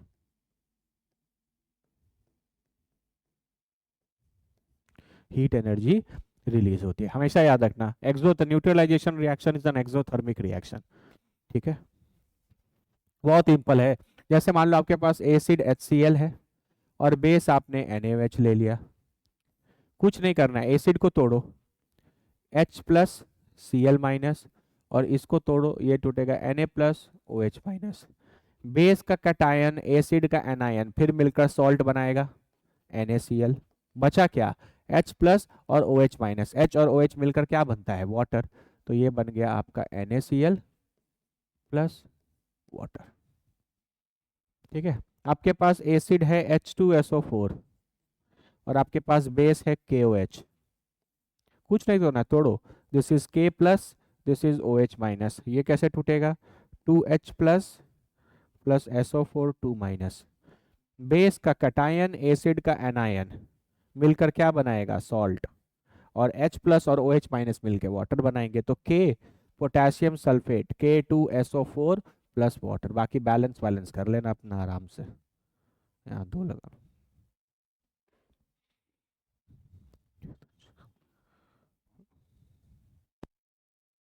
ठीक है, हो गया बैलेंस, बाकी बैलेंस कर लेना, तो बहुत इजी होता है। जब कभी भी एसिड और बेस रिएक्ट करते हैं, है ना, तो हमेशा याद रखना, हम तुमको यहाँ ट्रिक भी बता देते हैं बाबू। बेस का कैटायन और एसिड का एनायन, ये दोनों मिलकर हमेशा सॉल्ट बनाते हैं। पहले वाले रिएक्शंस में भी देखा था, है ना, और यहाँ पर भी देख रहे हैं, सिंपल। ठीक है,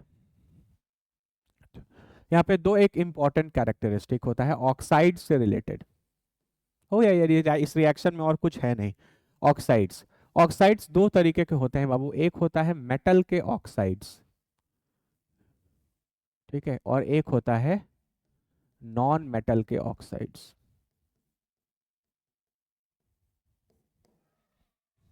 ठीक है, बोलो क्लियर है। जैसे मेटल के ऑक्साइड्स का एग्जांपल ले लेते हैं, जैसे for example zinc oxide. Zinc एक मेटल है और ऑक्साइड, ये जिंक ऑक्साइड है, ये मेटल का ऑक्साइड है, this is zinc oxide.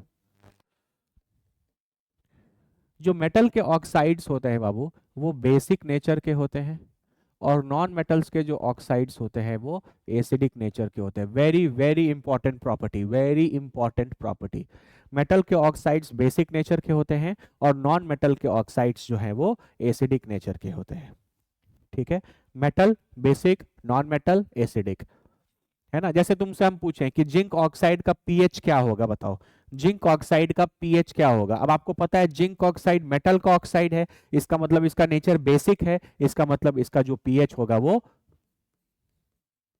Greater than 7 होगा। अब हम 2 मिनट में आ रहे हैं, प्लीज थोड़ा वॉशरूम से।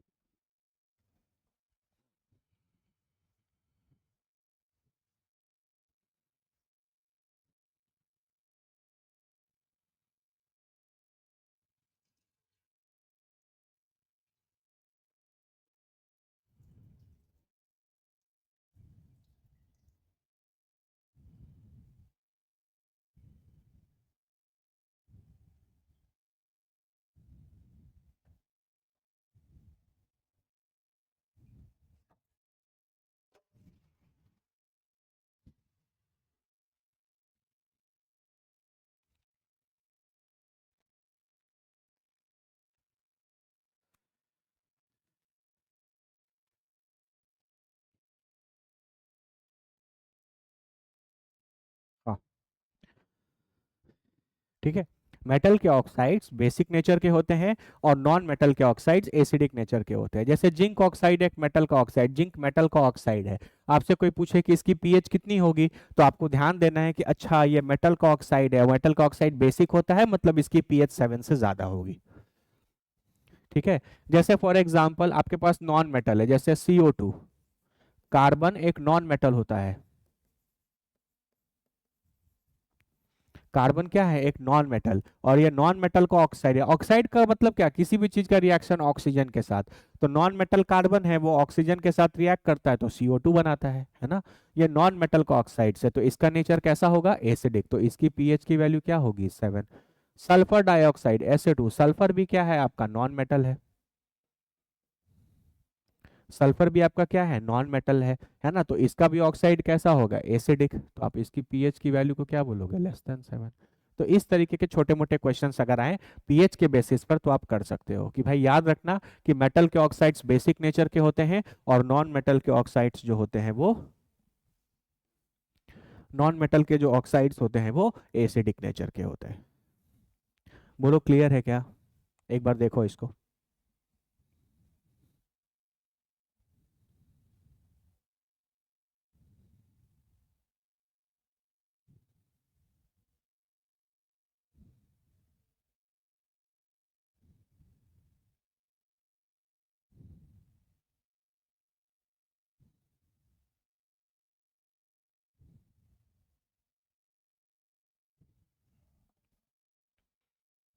ठीक है, अब तुमसे वो पूछेंगे कि बताइए आप इसको प्रूफ कैसे करोगे। आप कैसे प्रूफ करोगे कि मेटल के ऑक्साइड्स बेसिक नेचर के होते हैं। ठीक है, कोई मेटल का ऑक्साइड ले लेते हैं, जैसे ZnO ले लेते हैं, ये नेचर क्या हो गया, बेसिक। इसका रिएक्शन हम किसी एसिड के साथ करा देते हैं, ठीक है, जैसे HCl एक एसिड हो गया। आखिर मेटल के ऑक्साइड बेसिक नेचर के होते हैं और इसका रिएक्शन अगर एसिड के साथ कराएं तो बेसिकली एसिड और बेस का रिएक्शन हो रहा है, तो प्रोडक्ट में क्या बनना चाहिए, सॉल्ट और वाटर, है ना। तो बिल्कुल बनेगा, ये जिंक है ना। देखो ये टूटेगा बाबू Zn+2 में, और ऑक्साइड O2 माइनस होता है। ऑक्साइड पे ऑक्सीजन पर 2 माइनस होता है, ये Zn+2, ये O2 माइनस। HCl कैसे टूटेगा, H+ और Cl-। देखो फिर मेटल का कैटायन और इसका एनायन मिलेगा, तो Zn और क्लोरीन मिलकर क्या बना लेगा, ZnCl2। ठीक है, अब बाकी H और ऑक्सीजन वगैरह बैलेंस कर लेना, ये मिलकर बना लेंगे वाटर, है ना। बैलेंस करने के लिए यहाँ 2 लगा लो, देखो बैलेंस हो गया। एक जिंक, दो क्लोरीन, दो क्लोरीन, दो हाइड्रोजन एक ऑक्सीजन, दो हाइड्रोजन एक ऑक्सीजन। बोलो क्लियर है या नहीं क्लियर है। तो ये प्रूफ हो गया। देखो आपको पता है कि एसिड और बेस रिएक्ट करता है तो सॉल्ट और वाटर बनता है। यहां मैंने एसिड लिया है, इसका मतलब सामने जो और सॉल्ट और वाटर बन रहा है, ये क्या बन रहा है बताओ, ये बन रहा है सॉल्ट और ये बन रहा है वाटर। है ना, हमको यहाँ एसिड दिख रहा है, प्रोडक्ट में हमको सॉल्ट और वाटर दिख रहा है, तो एसिड किसके साथ रिएक्ट करता है, तो सॉल्ट और वाटर बनाता है, बेस के साथ। इसका मतलब जो भी कंपाउंड यहाँ पर लिया गया है वो बेस है। और यहाँ लिया क्या गया है, मेटल का ऑक्साइड लिया गया है, इसका मतलब मेटल का ऑक्साइड किस तरीके का कंपाउंड हो गया, बेसिक नेचर का कंपाउंड हो गया। तो इस तरीके से आप प्रूफ भी कर सकते हो, है ना। आपसे कोई पूछ ले कि हाउ विल यू सजेस्ट या how will you prove that metal oxides are basic in nature, तो किसी भी मेटल का ऑक्साइड बेसिक नेचर का होता है, इसका रिएक्शन एसिड के साथ करा देना तो एसिड बेस रिएक्शन होगा और प्रोडक्ट में आपको सॉल्ट और वाटर बनेगा। बोलो क्लियर है या नहीं क्लियर है, चमका या नहीं चमका। ये बहुत इंपॉर्टेंट होता है बाबू, ऑक्साइड्स वाला बात तुम देखना पीवाईक्यू वगैरह में अच्छे अच्छे क्वेश्चन आए इसके बेसिस पर। बस एक ही बात याद रखना है, मेटल के ऑक्साइड्स बेसिक, नॉन मेटल के ऑक्साइड्स एसिडिक। चमका या नहीं चमका। हम तुमको होमवर्क दे रहे हैं, तुम प्रूफ करोगे, proof that non metals, non metallic oxides, non metallic oxides are acidic in nature. ये आपका होमवर्क है।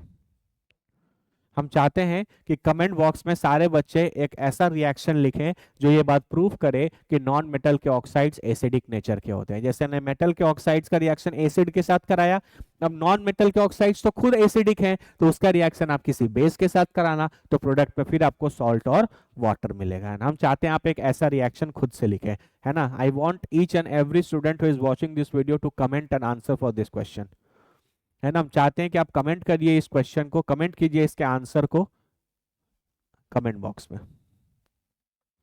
क्लियर है, चलो आगे बढ़ते आएंगे, पीवाईक्यू पर आएंगे, छोटी छोटी बातें समझ लेते हैं।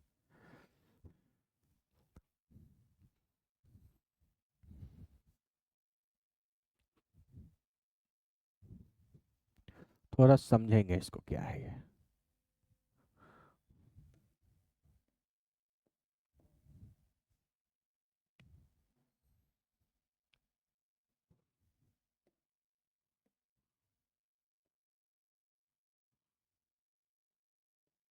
ठीक है, मेरे पास दो कंटेनर है, इस कंटेनर में मैंने देखो एसिड लिया है, रेड कलर का एसिड है, और पानी मैंने ब्लू कलर का लिया है।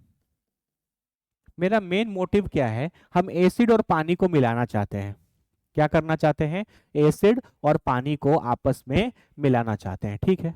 तो मेरे पास दो टेक्निक हो सकते हैं, या तो हम एसिड को नीचे रखकर ऊपर से पानी ऐड करें, यहाँ हम वाटर ऊपर से ऐड करें, और यहाँ नहीं तो पानी को रखकर हम ऊपर से एसिड डाल सकते हैं। यही ना दो तरीके हो सकते हैं। अगर आपको दो चीजों को मिलाना है, हमको एसिड और पानी को मिलाना है, या एसिड में पानी डालना है ना, या पानी में एसिड डालना है, तो हम एक कंटेनर लिए, उसमें एसिड है, एसिड रखकर ऊपर से पानी डाल सकते हैं, या दूसरा तरीका ये हो सकता है कि पानी रखकर ऊपर से एसिड डाल सकते हैं। अब तुम बताओ कि दोनों में से कौन सा प्रोसेस इंपॉर्टेंट, कौन सा प्रोसेस करना चाहिए, है ना। ये दो टेक्निक से टेक्निक ए अच्छा है या टेक्निक बी अच्छा है, कमेंट करो।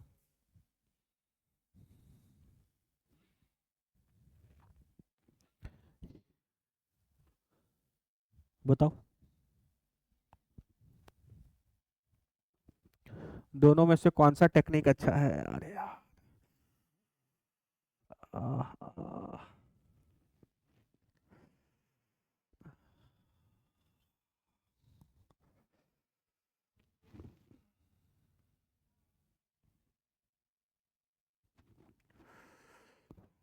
आह, आह, आह। बताओ दोनों में से कौन सा टेक्निक अच्छा है। ये करेक्ट है। हमेशा याद रखना, it is always recommend to add acid into water, है ना। आपको एसिड इनटू वाटर डालना है। देखो होता क्या है, इस प्रोसेस को हम लोग बोलते हैं डाइल्यूशन प्रोसेस।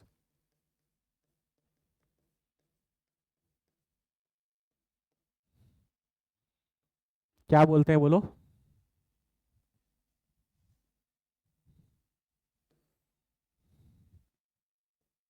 इस प्रोसेस को बाबू हम लोग बोलते हैं डाइल्यूशन प्रोसेस। एसिड को पानी में मिलाने को प्रोसेस का नाम है डाइल्यूशन प्रोसेस। और ये जो पूरा प्रोसेस है, ये एक एक्सोथर्मिक रिएक्शन है। कैसा रिएक्शन है? एक्सोथर्मिक, मतलब हीट एनर्जी रिलीज होगी। बोलो है कि नहीं?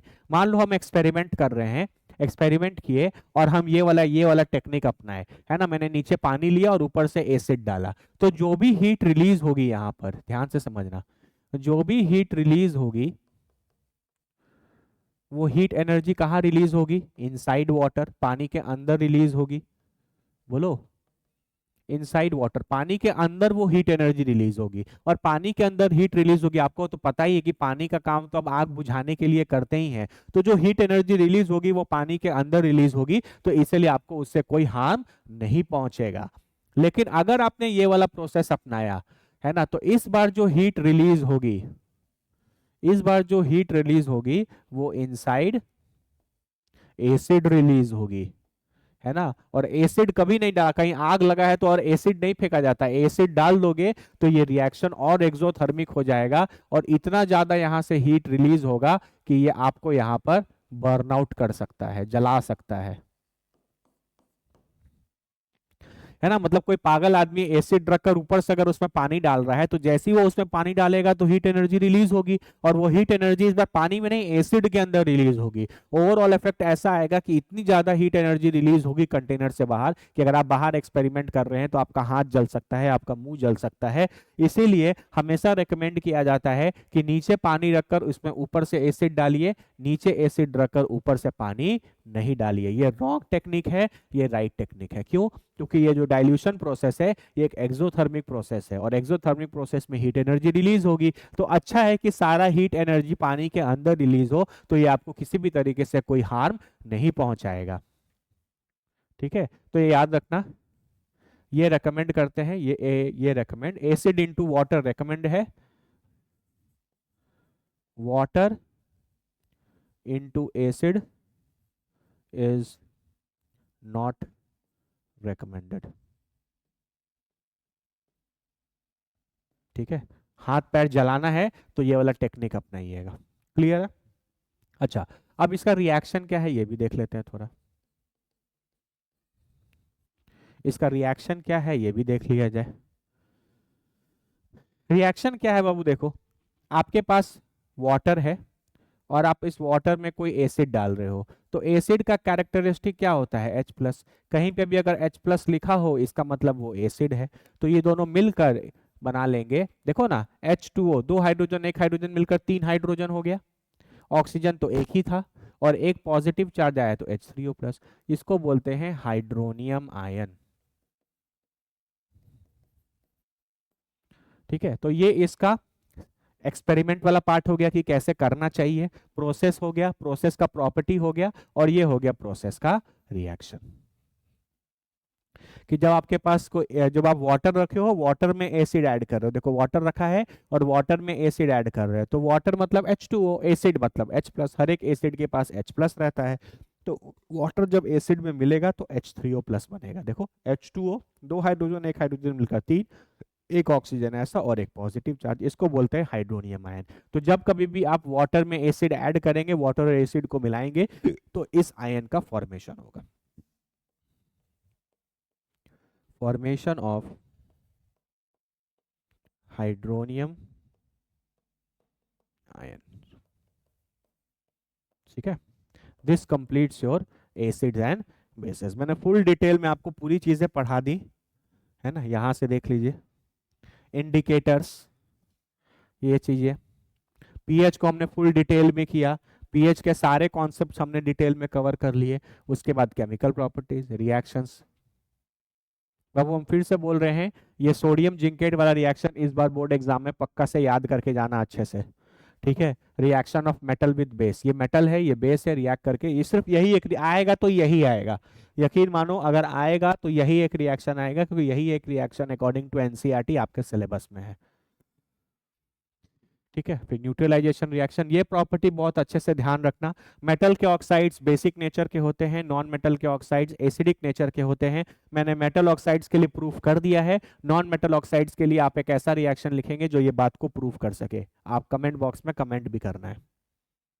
ठीक है, और ये मैंने डाइल्यूशन प्रोसेस आपको समझा दिया। Always it is recommended to add acid into water, क्योंकि एक्सोथर्मिक रिएक्शन है और इसमें हाइड्रोनियम आयन का फॉर्मेशन होता है। चमका। चलो, अब हम लोग ढेर ढेर सारे पीवाईक्यू करेंगे। चलिए, पहला, कीर्ति added Kirti added dilute HCl to the following metals, मतलब reaction of metal with acid, and recorded the following observation. Select the correct observation and give chemical equations of the reaction involved. Copper को डाला गया acid में, gas evolve होगा, गलत। अभी हम लोग पढ़े थे, कॉपर को जब एसिड में डालेंगे तो गैस इवॉल्व नहीं होगा, क्योंकि रिएक्शन ही नहीं होगा, क्योंकि कॉपर हाइड्रोजन से लेस रिएक्टिव है। आयरन को डालेंगे, यस चल जाएगा। मैग्नीशियम को डालेंगे, नो, हाइड्रोजन गैस रिलीज नहीं हो रहा, ये भी गलत है, ये करेगा। देखो, आयरन, मैग्नीशियम और जिंक, ये तीनों के तीनों मोर रिएक्टिव देन हाइड्रोजन है, तो ऑल में ऑल विल रिलीज गैसेस, है ना, सब केस में हाइड्रोजन गैस रिलीज होगा। लेकिन ये बोल रहा है कि मैग्नीशियम में कोई गैस इवॉल्व नहीं होगा, इसीलिए गलत है। बाकी आप आराम से लिख सकते हो, ये भी सही है।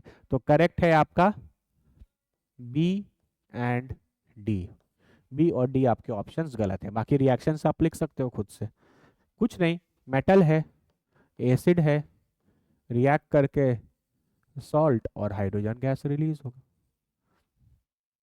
चलिए, नेक्स्ट क्वेश्चन। 2 ml of, देखो, 2 ml of NaOH is added to few pieces of granulated zinc metal। आ गया ना, जिंक मेटल और NaOH, अभी आ गया। Na2Zn O2 plus hydrogen gas release होगा, sodium zincate. When the contents are warmed, a gas evolves which is bubbled through a soap solution before testing। मैंने आपको बताया था कि H2 सॉल्यूशन, H2 गैस जब बन रहा था तो बबल फॉर्म हो रहा था, याद है एक्सपेरिमेंट में मैंने आपको बताया था कि बबल बनेगा। Write the equation of the chemical reaction, लिख दिया। And the test for the gas, hydrogen gas को कैसे टेस्ट करते हैं, बर्निंग कैंडल, और बर्निंग कैंडल के बाद कैसा साउंड, पॉप साउंड, ठीक है। Name the gas evolved, hydrogen gas, when the same metal reacts with dilute solution of strong acid, same चीज, हाइड्रोजन गैस ही रिलीज होगा, है ना। Name the gas involve in the same metal, same metal मतलब zinc, जब HCl के साथ भी रिएक्ट करेगा तो क्या बनाएगा, ZnCl2 प्लस हाइड्रोजन गैस, तो वही गैस रिलीज होगा। जो पढ़ाया है वही आ रहा है, देख लो। Next, A remarkable property of acids is that they can dissolve metals, है ना, मतलब एसिड और मेटल का reaction. When metals are added to an acid, they disintegrate and disappear into acid। ठीक है, मेटल का रिएक्शन जब आप एसिड के साथ कराते हैं तो एसिड मेटल में क्या होता है, घुलने लगता है, और क्या बनाता है, सॉल्ट और हाइड्रोजन गैस, मैंने आपको बताया है। State one other common observation when metals dissolve in acids, explain the reason for the observation। मैंने बताया था कि ये रिएक्शन एक एक्सोथर्मिक रिएक्शन है, और एक्सोथर्मिक रिएक्शन है तो आपका जो रिएक्शन वेसल है वो वार्म हो जाएगा, बन गया ए। पढ़िए, if the acids with the dissolve metal is evaporated, can we get the metal back, why और वाई नॉट। बोल रहा है कि जो मेटल एसिड के अंदर डिसॉल्व हुआ है, अगर हम उसको इवापोरेट कर दे तो क्या हमको मेटल वापस से मिलेगा, नहीं, आंसर है नो, क्योंकि यहाँ एक केमिकल रिएक्शन हुआ है, और केमिकल रिएक्शन एक तरीके का केमिकल चेंज है। आप बचपन से पढ़ते आए दो तरीके का चेंज, फिजिकल चेंज और केमिकल चेंज। फिजिकल चेंज को आप रिवर्स बैक कर सकते हैं, लेकिन केमिकल चेंज को रिवर्स बैक नहीं कर सकते। एक बार आपने मेटल को एसिड में डाल दिया, मेटल एसिड के अंदर घुल गया और रिएक्शन हो गया, तो उसके बाद आप किसी भी टेक्निक से मेटल को वापस से पा नहीं सकते, क्योंकि ये एक केमिकल रिएक्शन है, ये एक तरीके का केमिकल चेंज है ना। केमिकल रिएक्शन या केमिकल चेंज हो गया तो कोई तरीका नहीं है जिससे आप उसको क्या कर सके, रिवर्स बैक कर सके। Next, what is the main difference between a metal dissolving in an acid and a sugar dissolving in water? sugar dissolving in water बाबू एक फिजिकल चेंज है, आप एक ग्लास पानी ले रहे हैं और उस पानी में एक चम्मच चीनी मिला दे रहे हैं, तो फिर उसको इवापोरेट कर देंगे तो चीनी आपको वापस से मिल जाएगा। ये एक फिजिकल चेंज है ना, इसको आप रिवर्स कर सकते हैं, लेकिन ये वाला तो आपका एक केमिकल चेंज है। तो केमिकल चेंज को आप दोबारा से रिवर्स नहीं कर सकते। बेसिक फंडामेंटल है। ठीक है, चलो।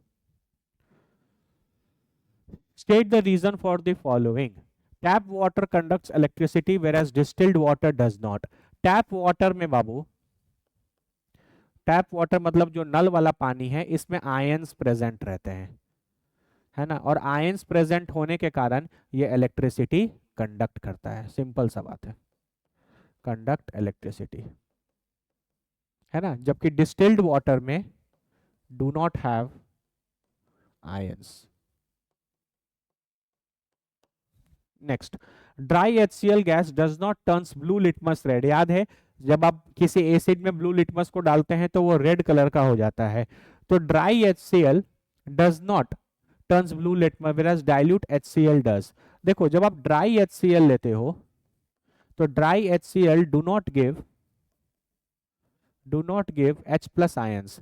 मैंने आपको एक बात हमेशा बताया है कि एसिड H प्लस आयंस तब देता है जब वो पानी के अंदर जाता है ना। अगर आपके पास HCl ऐसे ही पड़ा है, ड्राई HCl मतलब उसमें पानी नहीं है, तो एसिड अपने H प्लस और Cl माइनस में नहीं टूटेगा। लेकिन जब आपके पास HCl एक्वस रहेगा तो वो टूटेगा H प्लस और Cl माइनस में। और जब तक H प्लस आयंस रिलीज नहीं होंगे, जब तक H प्लस आयंस रिलीज नहीं होंगे, तब तक लिटमस का कलर चेंज नहीं होगा। ये बात बहुत इंपॉर्टेंट और बहुत अच्छा क्वेश्चन है ना, कि ड्राई HCl जो है उसमें H प्लस आयंस प्रेजेंट नहीं होता, लेकिन डाइल्यूट HCl प्रेजेंट है या HCl एक्वस प्रेजेंट है, तो यानी HCl को आपने पानी में डाला है, HCl जैसे ही पानी में डालेगा तो वो H प्लस आयंस दे देगा, और H प्लस आयंस क्योंकि प्रेजेंट है इसलिए वो लिटमस का कलर क्या कर देगा, चेंज कर देगा। ये सब बहुत इंपॉर्टेंट टॉपिक्स हैं, इंपॉर्टेंट 1 1 मार्क क्वेश्चन हैं, इनको आप अच्छे से करना।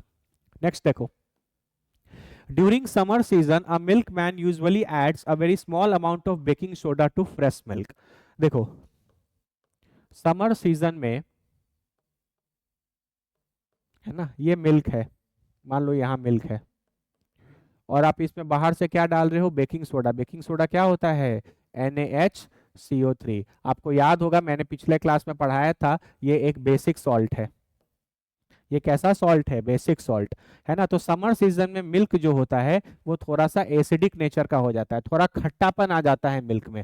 बहुत गर्मी पड़ रहा है तो जो मिल्क है उसमें थोड़ा सा खट्टापन आ जाता है, तो उस खट्टापन मतलब एसिडिक कैरेक्टर। और एसिड को कैसे न्यूट्रलाइज किया जा सकता है, बेस डालकर, क्योंकि एसिड और बेस मिलता है तो उसी को तो न्यूट्रलाइजेशन रिएक्शन बोलते हैं, है ना। तो आपका जो मिल्क है वो थोड़ा सा खट्टापन आ गया है उसमें बहुत गर्मी के कारण, तो आप उसमें ऊपर से थोड़ा सा बेस डाल दे रहे हैं, तो एसिड और बेस आपस में रिएक्ट करेगा तो वो एक दूसरे को क्या कर देगा, न्यूट्रलाइज कर देगा।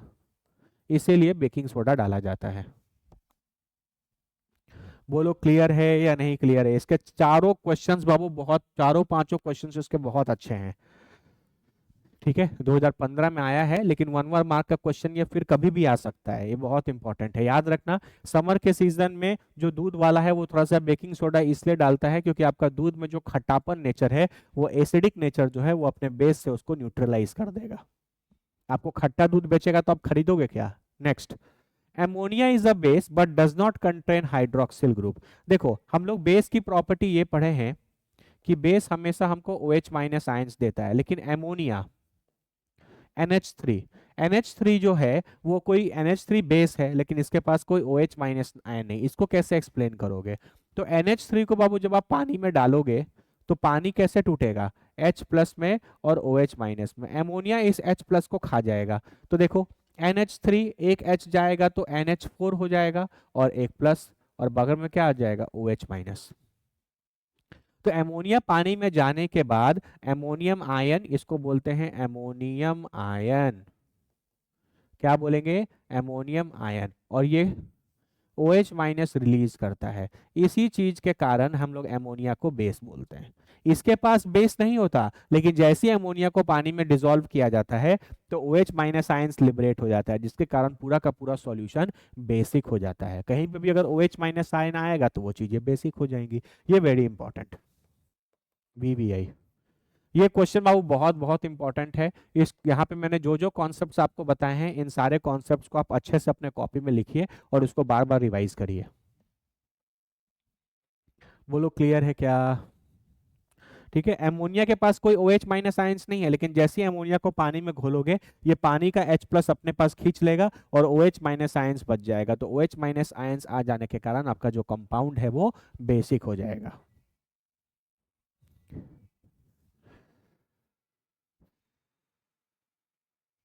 पढ़ो क्वेश्चन क्या है। The pH of a soil is 7.5।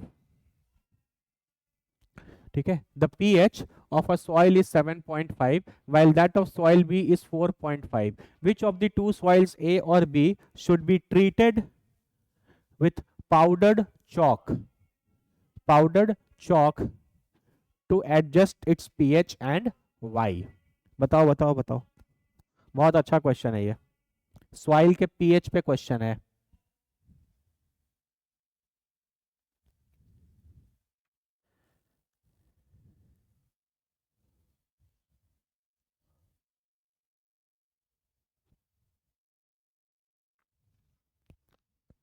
बताओ बाबू बताओ।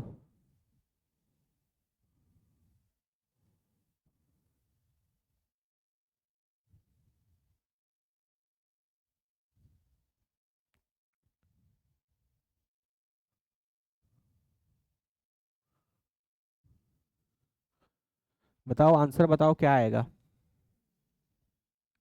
तब तक हम थोड़ा पानी पी लें।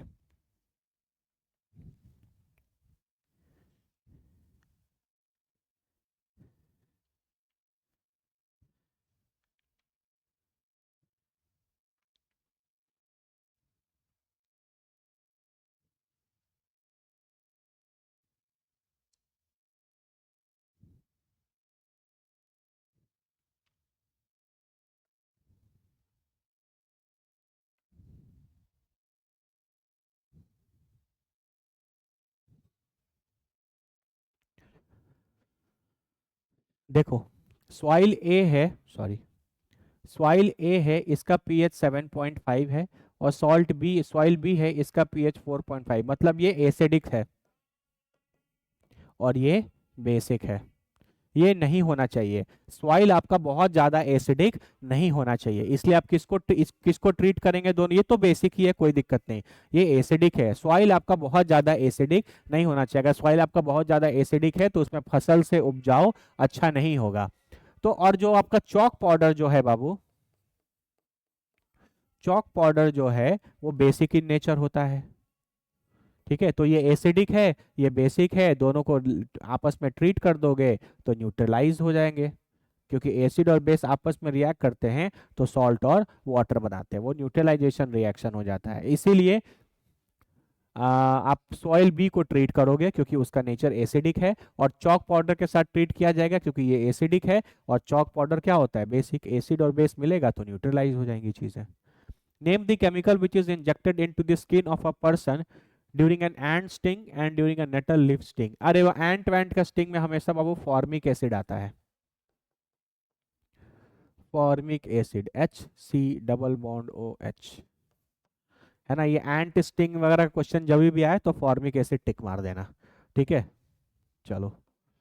How can the effect of this stings be neutralised. अब मान लो कि आपको कोई एंट ने डंक मार दिया है ना, चींटी ने काटा है, फॉर्मिक एसिड डाल दिया है, तो एसिड को कैसे न्यूट्रलाइज करोगे, बाय एडिंग बेस।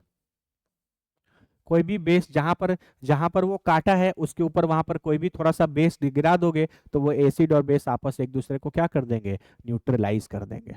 है ना, जैसे आपको कोई एंट ने स्टिंग किया तो उसने फॉर्मिक एसिड डाल दिया, अब आपको उसको न्यूट्रलाइज करना है। अब एसिड डाला है तो आपको बेस ही डालना पड़ेगा तभी वो न्यूट्रलाइज होगा। तो एसिड और बेस आपस में न्यूट्रलाइज होंगे तो भाई adding base. Explain how the pH changes, explain how the pH changes in the river water can endanger the life of aquatic animals like fish. देखो, मान लो कि ये आपका नदी है, दिस इज सी, ठीक है। अब अगर इसका पीएच चेंज होगा, जैसे फॉर एग्जांपल कभी मान लो यहाँ पर कभी कभी एसिड रेन होता है ना, आपने नाम सुना होगा एसिड रेन का, है ना। तो एसिड रेन जब होता है तो उसमें नाइट्रोजन के और सल्फर के, है ना, इनके ऑक्साइड्स मौजूद रहते हैं। और अभी 5 मिनट पहले आपने पढ़ा है कि नाइट्रोजन और सल्फर नॉन मेटल हैं, और नाइट्रोजन और सल्फर के ऑक्साइड्स प्रेजेंट हैं, ये और ये कैसे नेचर के होंगे, एसिडिक नेचर के होंगे। बोलो क्लियर है कि नहीं। जैसे कभी एसिड रेन वगैरह हो गया तो नाइट्रोजन और सल्फर के ऑक्साइड्स प्रेजेंट रहते हैं एसिड रेन में, सॉरी। तो नाइट्रोजन और सल्फर के जो ऑक्साइड्स है बाबू वो प्रेजेंट रहते हैं एसिड रेन में, ठीक है। और नाइट्रोजन और सल्फर क्या है, नॉन मेटल है, और इनके ऑक्साइड्स क्या होते हैं, एसिडिक, इसीलिए इसको एसिड रेन बोलते हैं। इसको एसिड रेन इसीलिए बोलते हैं क्योंकि जब एसिड रेन होता है तो उसमें नाइट्रोजन और सल्फर के ऑक्साइड्स प्रेजेंट रहते हैं जिनका नेचर एसिडिक रहता है। अब ये जो पानी था, ये पानी पहले मान लो थोड़ा सा न्यूट्रल न्यूट्रल जैसा था, और आपने ऊपर से एसिड ड्रेन करा दिया तो ये पानी का पानी कैसा हो गया, एसिडिक, है ना। और ये एसिडिक होने के कारण जो एक्वेटिक एनिमल्स होते हैं उनको काफी डिफिकल्टी होती है, इसलिए एसिड रेन वगैरह जो है वो काफी अच्छा नहीं है,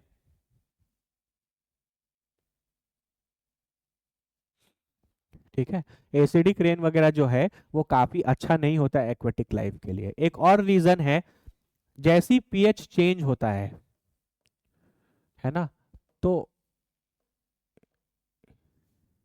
ऑक्सीजन, ऐसा लिख लो, dissolution of oxygen gas in water changes. हम समझाते हैं क्या मतलब है। जैसे फॉर एग्जांपल मान लो एसिड रेन हुआ, एसिड रेन हुआ तो ये सारे कंपाउंड्स पानी के अंदर गए जिनका नेचर क्या था, एसिडिक, और इन्होंने पूरे पानी को एसिडिक बना दिया। एसिडिक बना दिया तो पूरे पानी का पीएच चेंज हो गया, एसिडिक हो गया तो पीएच कम हो गया। अब पीएच जब कम होता है तो जितना ऑक्सीजन गैस उस पानी के अंदर में डिसॉल्व था उसकी मात्रा चेंज हो जाएगी, कम हो जाएगी, है ना। जो मछली होते हैं या जो एक्वेटिक लाइफ होते हैं वो कैसे सांस लेते हैं, वाटर में जो डिजॉल्व्ड ऑक्सीजन होते हैं, जो समुद्र के पानी में या नदी के पानी में जो डिजॉल्व्ड ऑक्सीजन है, उस ऑक्सीजन उस ऑक्सीजन की मात्रा जब चेंज हो जाती है, डिजॉल्व्ड ऑक्सीजन की मात्रा जब चेंज हो जाएगी तब उनको सांस लेने में डिफिकल्टी होगा। तो जैसे ही एसिड रेन वगैरह होगा और एसिड वगैरह रेन होने के कारण आपका पानी एसिडिक हो जाएगा, और एसिडिक होने के कारण पीएच चेंज हो जाएगा, और पीएच चेंज होने के कारण जितना ऑक्सीजन पानी के अंदर डिजॉल्व था उसकी मात्रा कम हो जाएगी, और कम हो जाएगी भाई, डिजॉल्व्ड ऑक्सीजन कम हो जाएगा तो एक्वेटिक लाइफ को तो दिक्कत होगा ना, क्योंकि वो अब उतने कंफर्टेबली सांस नहीं ले पाएंगे। ये भी बहुत अच्छा क्वेश्चन है, ये भी बाबू बहुत अच्छा क्वेश्चन है। बोलो समझ में आया या नहीं आया, है ना। एसिड रेन होगा, सल्फर के नाइट्रोजन के ऑक्साइड्स अंदर जाएंगे जिनका नेचर एसिडिक है, वो पानी के पीएच को कम कर देंगे, और पीएच के चेंज होते ही जो डिसॉल्व्ड ऑक्सीजन है पानी के अंदर उसकी मात्रा कम हो जाएगी, जिस तरीके से एक्वेटिक लाइफ को सांस लेने में दिक्कत होगी। Again a very good question, और सारे क्वेश्चंस इसके आप समझ सकते हैं। The table shown below information regarding pH, nature, acidic and basic for did 4 different solutions. Which one of the option of the table is correct? Lemon juice. Lemon juice जो है उसका अप्रोक्सीमेट पीएच वैल्यू 3 है और nature basic है। बाबू lemon acidic होता है ना। नींबू को आप खाते हैं तो खट्टा लगता है कि कड़वा लगता है, खट्टा लगता है, तो वो बेसिक कैसे हो सकता है, ये गलत हो गया। मिल्क ऑफ मैग्नीशिया बोलते हैं बाबू मैग्नीशियम हाइड्रोक्साइड को, ठीक है। और हाइड्रोक्साइड प्रेजेंट है तो पक्का ये बेस होगा, बेस है तो पीएच 10 भी करेक्ट है, बेसिक है भी, और साथ में कलर ऑफ पीएच पेपर वो बताए थे, बेस का कैरेक्टरिस्टिक कलर कौन सा होता है, ब्लू, तो ये सही है।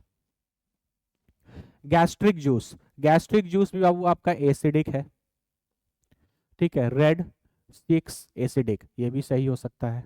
प्योर वाटर पीने वाला पानी, colour of pH paper, approximate value 7 neutral, ये भी सही है। तो तीनों के तीनों सही है। ठीक है, पहला वाला सिर्फ गलत है। प्योर वाटर मैंने आपको बताया था, प्योर वाटर, न्यूट्रल वाटर जिसको आप पीते हैं उसका पीएच कितना होता है, 7 होता है। और 7 अगर होता है तो चीजें हो जाएंगी। बोलो क्लियर है? On passing excess CO2 gas through lime water, it first turns milky. कैल कार्बन डाइऑक्साइड को पास किया जा रहा है lime water, lime water is calcium hydroxide, उसको CO2 करोगे तो कैल्शियम कार्बोनेट आ जाएगा, ये लाइम वाटर है ना। और ये वाइट कलर का होता है जिसके कारण हम लोग बोल रहे हैं कि ये मिल्की अपीयरेंस है।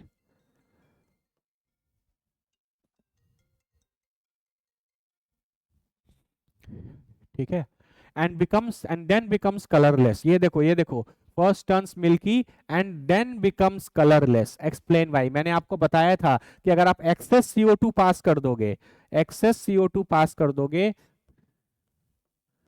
एक्सेस CO2 पास कर दोगे तो वो बन जाएगा कैल्शियम हाइड्रोजन कार्बोनेट, ये वाला चीज बन जाएगा, है ना। इसके कारण वो कलरलेस यहाँ पर बोला जा रहा है। हम बताए थे ये रिएक्शन बहुत बहुत इंपॉर्टेंट है। देखो 3 बार तो पूछा जा चुका है, हो सकता है इस बार भी पूछ ले बाबू, ये रिएक्शन बहुत इंपॉर्टेंट है। CO2 का कैरेक्टरिस्टिक टेस्ट है कि it turns lime water milky. CO2 का कैरेक्टरिस्टिक टेस्ट है कि ये turns lime water to milky. और दूसरा, जब आप एक्सेस CO2 पास कर दोगे तो COCO3 जो मिल्की था वो एक्सेस CO2 पास करने के कारण वो ये कंपाउंड बन जाता है जो कलरलेस होता है। बताई गई बातें ही आई हैं। What is the pH of the salt form by a weak acid strong base? Basic salt होगा, पीएच की वैल्यू 7 से ज्यादा होगी, ये तो हम आपको पहले ही सिखा चुके हैं। स्ट्रॉन्ग एसिड स्ट्रॉन्ग बेस दोनों ही स्ट्रॉन्ग है तो न्यूट्रल सॉल्ट बनेगा, पीएच की वैल्यू 7 होगी। ये सॉल्ट वाली चीजों मैंने आपको डिटेल में एक्सप्लेन किया है, अगर आपको दिक्कत है तो प्लीज वो वीडियो देखिए। 15 ml of water and 10 ml of sulfuric acid are mixed in a beaker। देखो वाटर को और सल्फ्यूरिक एसिड को मिक्स किया जा रहा है। State the method that should followed with the reason. Method याद है ना? बोलो, एसिड इनटू वाटर, पानी लेना है और उसमें ऊपर से एसिड डालना है। रीजन मैंने एक्सप्लेन कर चुके हैं। What is the process called? इस प्रोसेस को आप क्या बोलते हो? Dilution process. एसिड को पानी में मिलाने के प्रोसेस को क्या बोलते हैं? डाइल्यूशन। एक्सोथर्मिक होता है। What is observed when sulphur dioxide is passed through?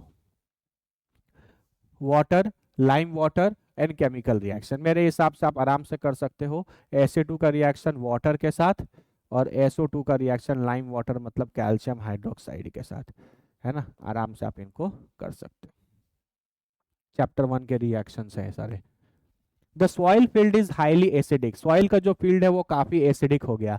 List any 2 materials which can be added to this soil to reduce acidity. Acidity है, एसिड ज्यादा हो गया है तो बेस को मिलाओ, बेस को मिला दोगे तो सॉल्ट और वाटर बनेगा। तो कोई भी ऐसा दो चीज मिलाया जा सकता है जिसका नेचर क्या हो? बेसिक हो। ठीक है, कुछ भी लिख सकते हो इसमें। Explain the following chemical reactions with balanced chemical equations. Acid with metal carbonate already बता चुके, acid with metal bicarbonate same reaction same product, acid with metal का oxide, ये तो मैंने प्रूफ भी किया है, आपको याद है, ये तो हम तुमको प्रूफ भी कर चुके। एसिड विथ मेटल ऑक्साइड, यही चीज मैंने प्रूफ किया था कि मेटल का ऑक्साइड बेसिक कैसे होता है। ठीक है। और नॉन मेटल वाला आपका अभी भी होमवर्क है, आप उसको प्रूफ करेंगे और कमेंट में करेंगे। अब इस तरीके से आपका ये पूरा chapter acid bases and salt पूरे तरीके से कंप्लीट हो गया। प्लीज मेरे लेक्चर को ध्यान से देखिए, जितने पीवाईक्यू मैंने कराए हैं मेरे कराने से कुछ नहीं होगा, आप खुद बैठकर इन सारे क्वेश्चंस को सॉल्व करिए, तभी जाकर आपको फायदा मिलेगा। क्लियर है? तो नेक्स्ट क्लास में हम लोग नया चैप्टर स्टार्ट करेंगे अपना, और धीरे धीरे 20 जनवरी आते आते तक हम लोग अपना पूरा साइंस का सिलेबस कंप्लीट कर लेंगे। प्लीज मेरे साथ बने रहिए। ठीक है, जो पढ़ाया जा रहा है उसको पढ़िए, नहीं पढ़ेंगे तो आपका नुकसान है बाबू। इतने के बाद भी, इतना एफर्ट मारने के बाद भी अगर आप नहीं पढ़ रहे हैं, अभी तक तो नहीं पढ़े, अभी भी नहीं पढ़ोगे तो बाबू फिर बोर्ड एग्जाम्स में आपका कैसे अच्छा होगा। इसलिए पढ़िए, मेहनत करिए, तभी रिजल्ट पॉसिबल है। हर एक कॉन्सेप्ट, हर एक चीज मैंने आपको बताया है, और आप देख लो जो बताया है वही सारी चीजें एग्जाम में पूछी जा रही हैं, इसलिए इसमें डरने का तो कोई बात है ही नहीं। अब तो जो बताया जा रहा है उसको सीख लो, और जो जो इंपॉर्टेंट है हर एक चीज बताया और वही चीज क्वेश्चंस में आया है, तो अपने से भी चेक कर लेना कभी भी। ठीक है बाबू, चलो मिलते हैं नेक्स्ट क्लास में। Thank you.